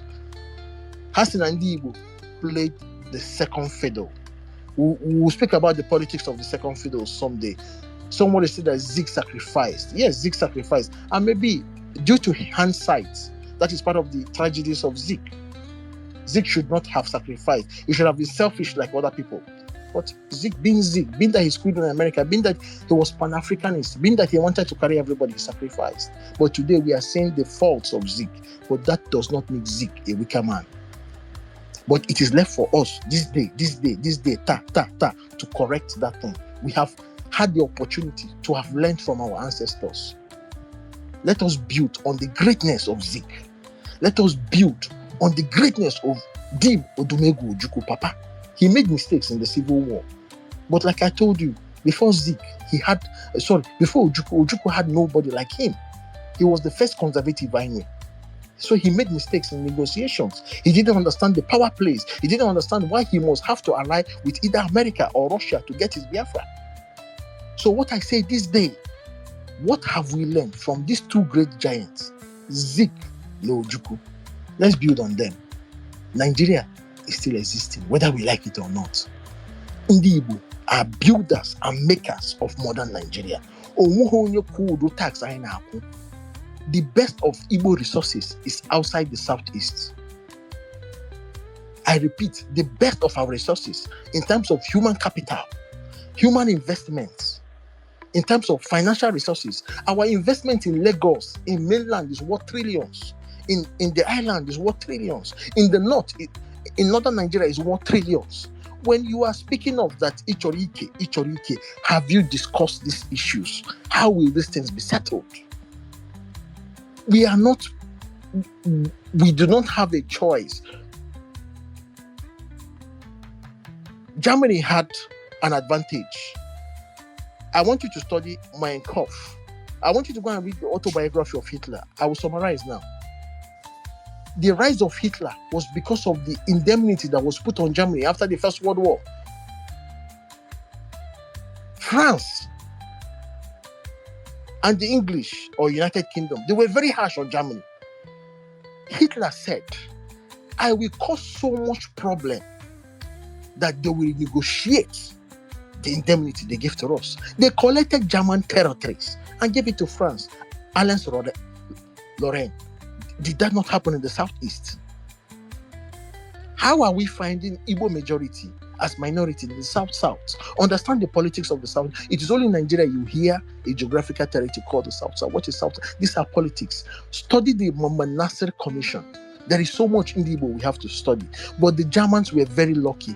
They had a Roosevelt who said, before I die, I will make sure Germany might have lost the Second World War again, but we will not have another world war. And the only way we will not have another world war is to make sure that England and France will not be harsh on Germany. And America didn't stop there. America gave a Marshall Plan that developed Germany, developed Europe. That America landed in the moon was German scientists. But sadly, Gowon came out with the 3 R's. Reconstruction, whatever he called it, he didn't do anyone. Nigeria was not magnanimous to us. But even at that, I tell people, in the Second Republic, we produced Shagari. Can we not play that politics again? Umibo, Ondorondoro Chichi. We remain Nigerians, and in this Nigeria, we will stake our claim. Igbo, we are travelers. We go here, we go. You can't contain us. We say Biafra. No, like we are the birds. Like Chinua Achebe said, we have come out of the forest region. We have taken over the dance floor. We do not use violence. We express ourselves. That gift that God has given everybody, we are exhibiting our own. And that is what we exhibit. You see this Nigeria. Nigeria will negotiate. It will restructure someday. It may confederate someday. It may also implement the Aburi someday. I don't know. But until that day, Umibo, I will keep saying one thing. Pay attention to your leadership. Pay attention to your politics. Politics is God, and God is politics. We have no alternative other than politics. Ogaragidi spoke about the statement Nnamdi Azikiwe Gwarayi 1948-49 Naba. He said self-determination. That was what Biafra was all about. A purpose for Ndibo to live.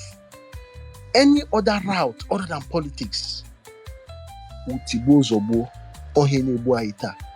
must participate in politics. If you do not participate in politics, by the instrument, they will sideline us and they will destroy us. So Umibo, because why we remember Biafra, it is not an Igbo thing. In case if I have said by omission or commission that Ojukwu, the people who shot, in fact, Nigeria shot the first bullet. And the person who shot the first bullet was Gadonasco. Gadonasco is a general. He's a minority from Niger State. Umibo, I want us to understand the politics of the minority. I want us to understand the permanent sec. I want us to understand Gowon and Angasman. I want us to understand people who advised Gowon to reject the Aburi Accord. I want us to understand people who asked Gowon to create states. When you understand these things, you will understand Nigeria. And you will stop saying, Fulani, this person is your enemy. Understand people who you are with. It's just a clash of civilization. On that, I yield. Thank you. Yo, Wanne, thank you so much. Thank you so much. Kunye, ndị be anyị anọtakwa anyị ihe tata. Nwayọ ndị be anyị ọzọ a na-ege ntị. O nwere a lot of people nọ na speaker section. They did not come on. They nọ na listener section. They are there learning what happened to us. Otu a, onwerukwa otu ọzọ ndị be anyị na-amụta. Because I want to see history in a class. This is where some people will come and hear it for the first time. So anyị ada achọzi Zik ọzọ, anyị ada achọzi Ojukwu ọzọ, anyị na-achọ Chuka, anyị na-achọ Deep Sky, anyị na-achọ you. Gụwa bụ onye anyị na-achọzi kịta, not Ojukwu. Ojukwu emesigo nke na. Anyị na-achọzi Dutch, anyị na-achọzi Ajibusu and co. Amara Nwoke. We are looking for you now, not the people that have come, done their bit and gone. It is you who will take the battle that we are fighting now. We are in the information age, and we need to information bear, darkness will go. Nobody should be using that Awolowo 100 naira, Awolowo statues, Awolowo this, Awolowo that, but we don't have information. If we have information, the identity of people, miscreants like Awo, that I respect very well for what he did to the country, but because of what he did to the Biafran struggle, we should call it out. He should be our Leopold. Ana avu kemu afa mwoke Benue State ono asumbedu. Ana avu go on ono. Ana avu awo ono as well. There should not be, the way we despise what he did, we should also despise our actions. And because the on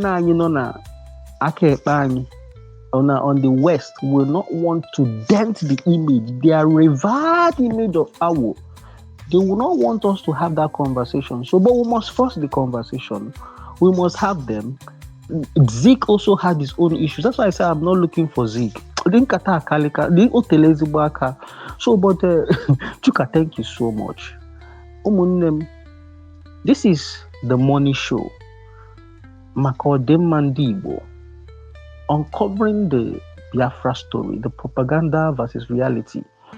Tonight we learned about a lot of the propagandas that that ensued before, during, and after the Civil War, that I call a massacre, a genocide. And today I've learned a lot. Our conversation with regards to the sea, I will leave that for another day. But because either one Saturday, okay,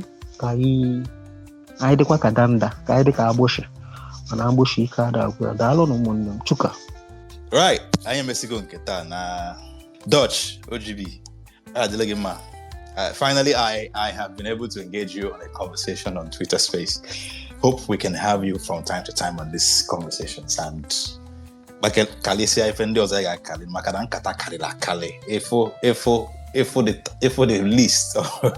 list of conversations we are yet to have. This has been the 57th episode of the MONI show, and it's been rich, it's been long, it's been beautiful, it's been insightful, it's been educative, it's been exciting.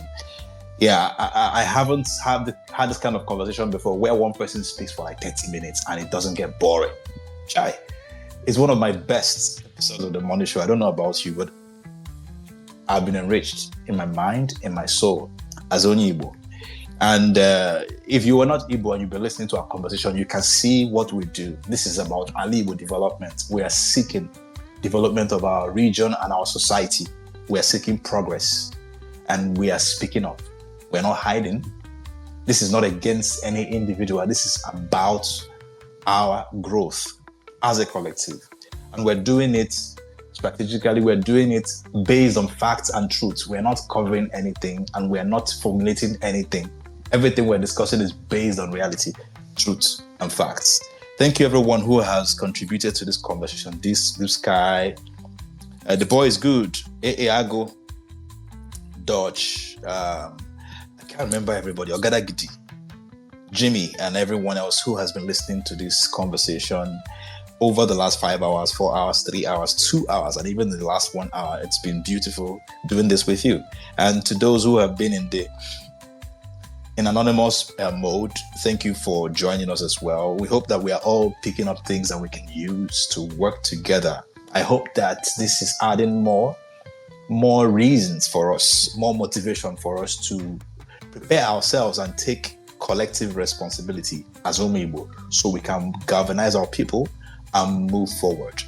Like Chimezie said, We don't need Zeke to come out and then send people to America anymore. We have already gone to America.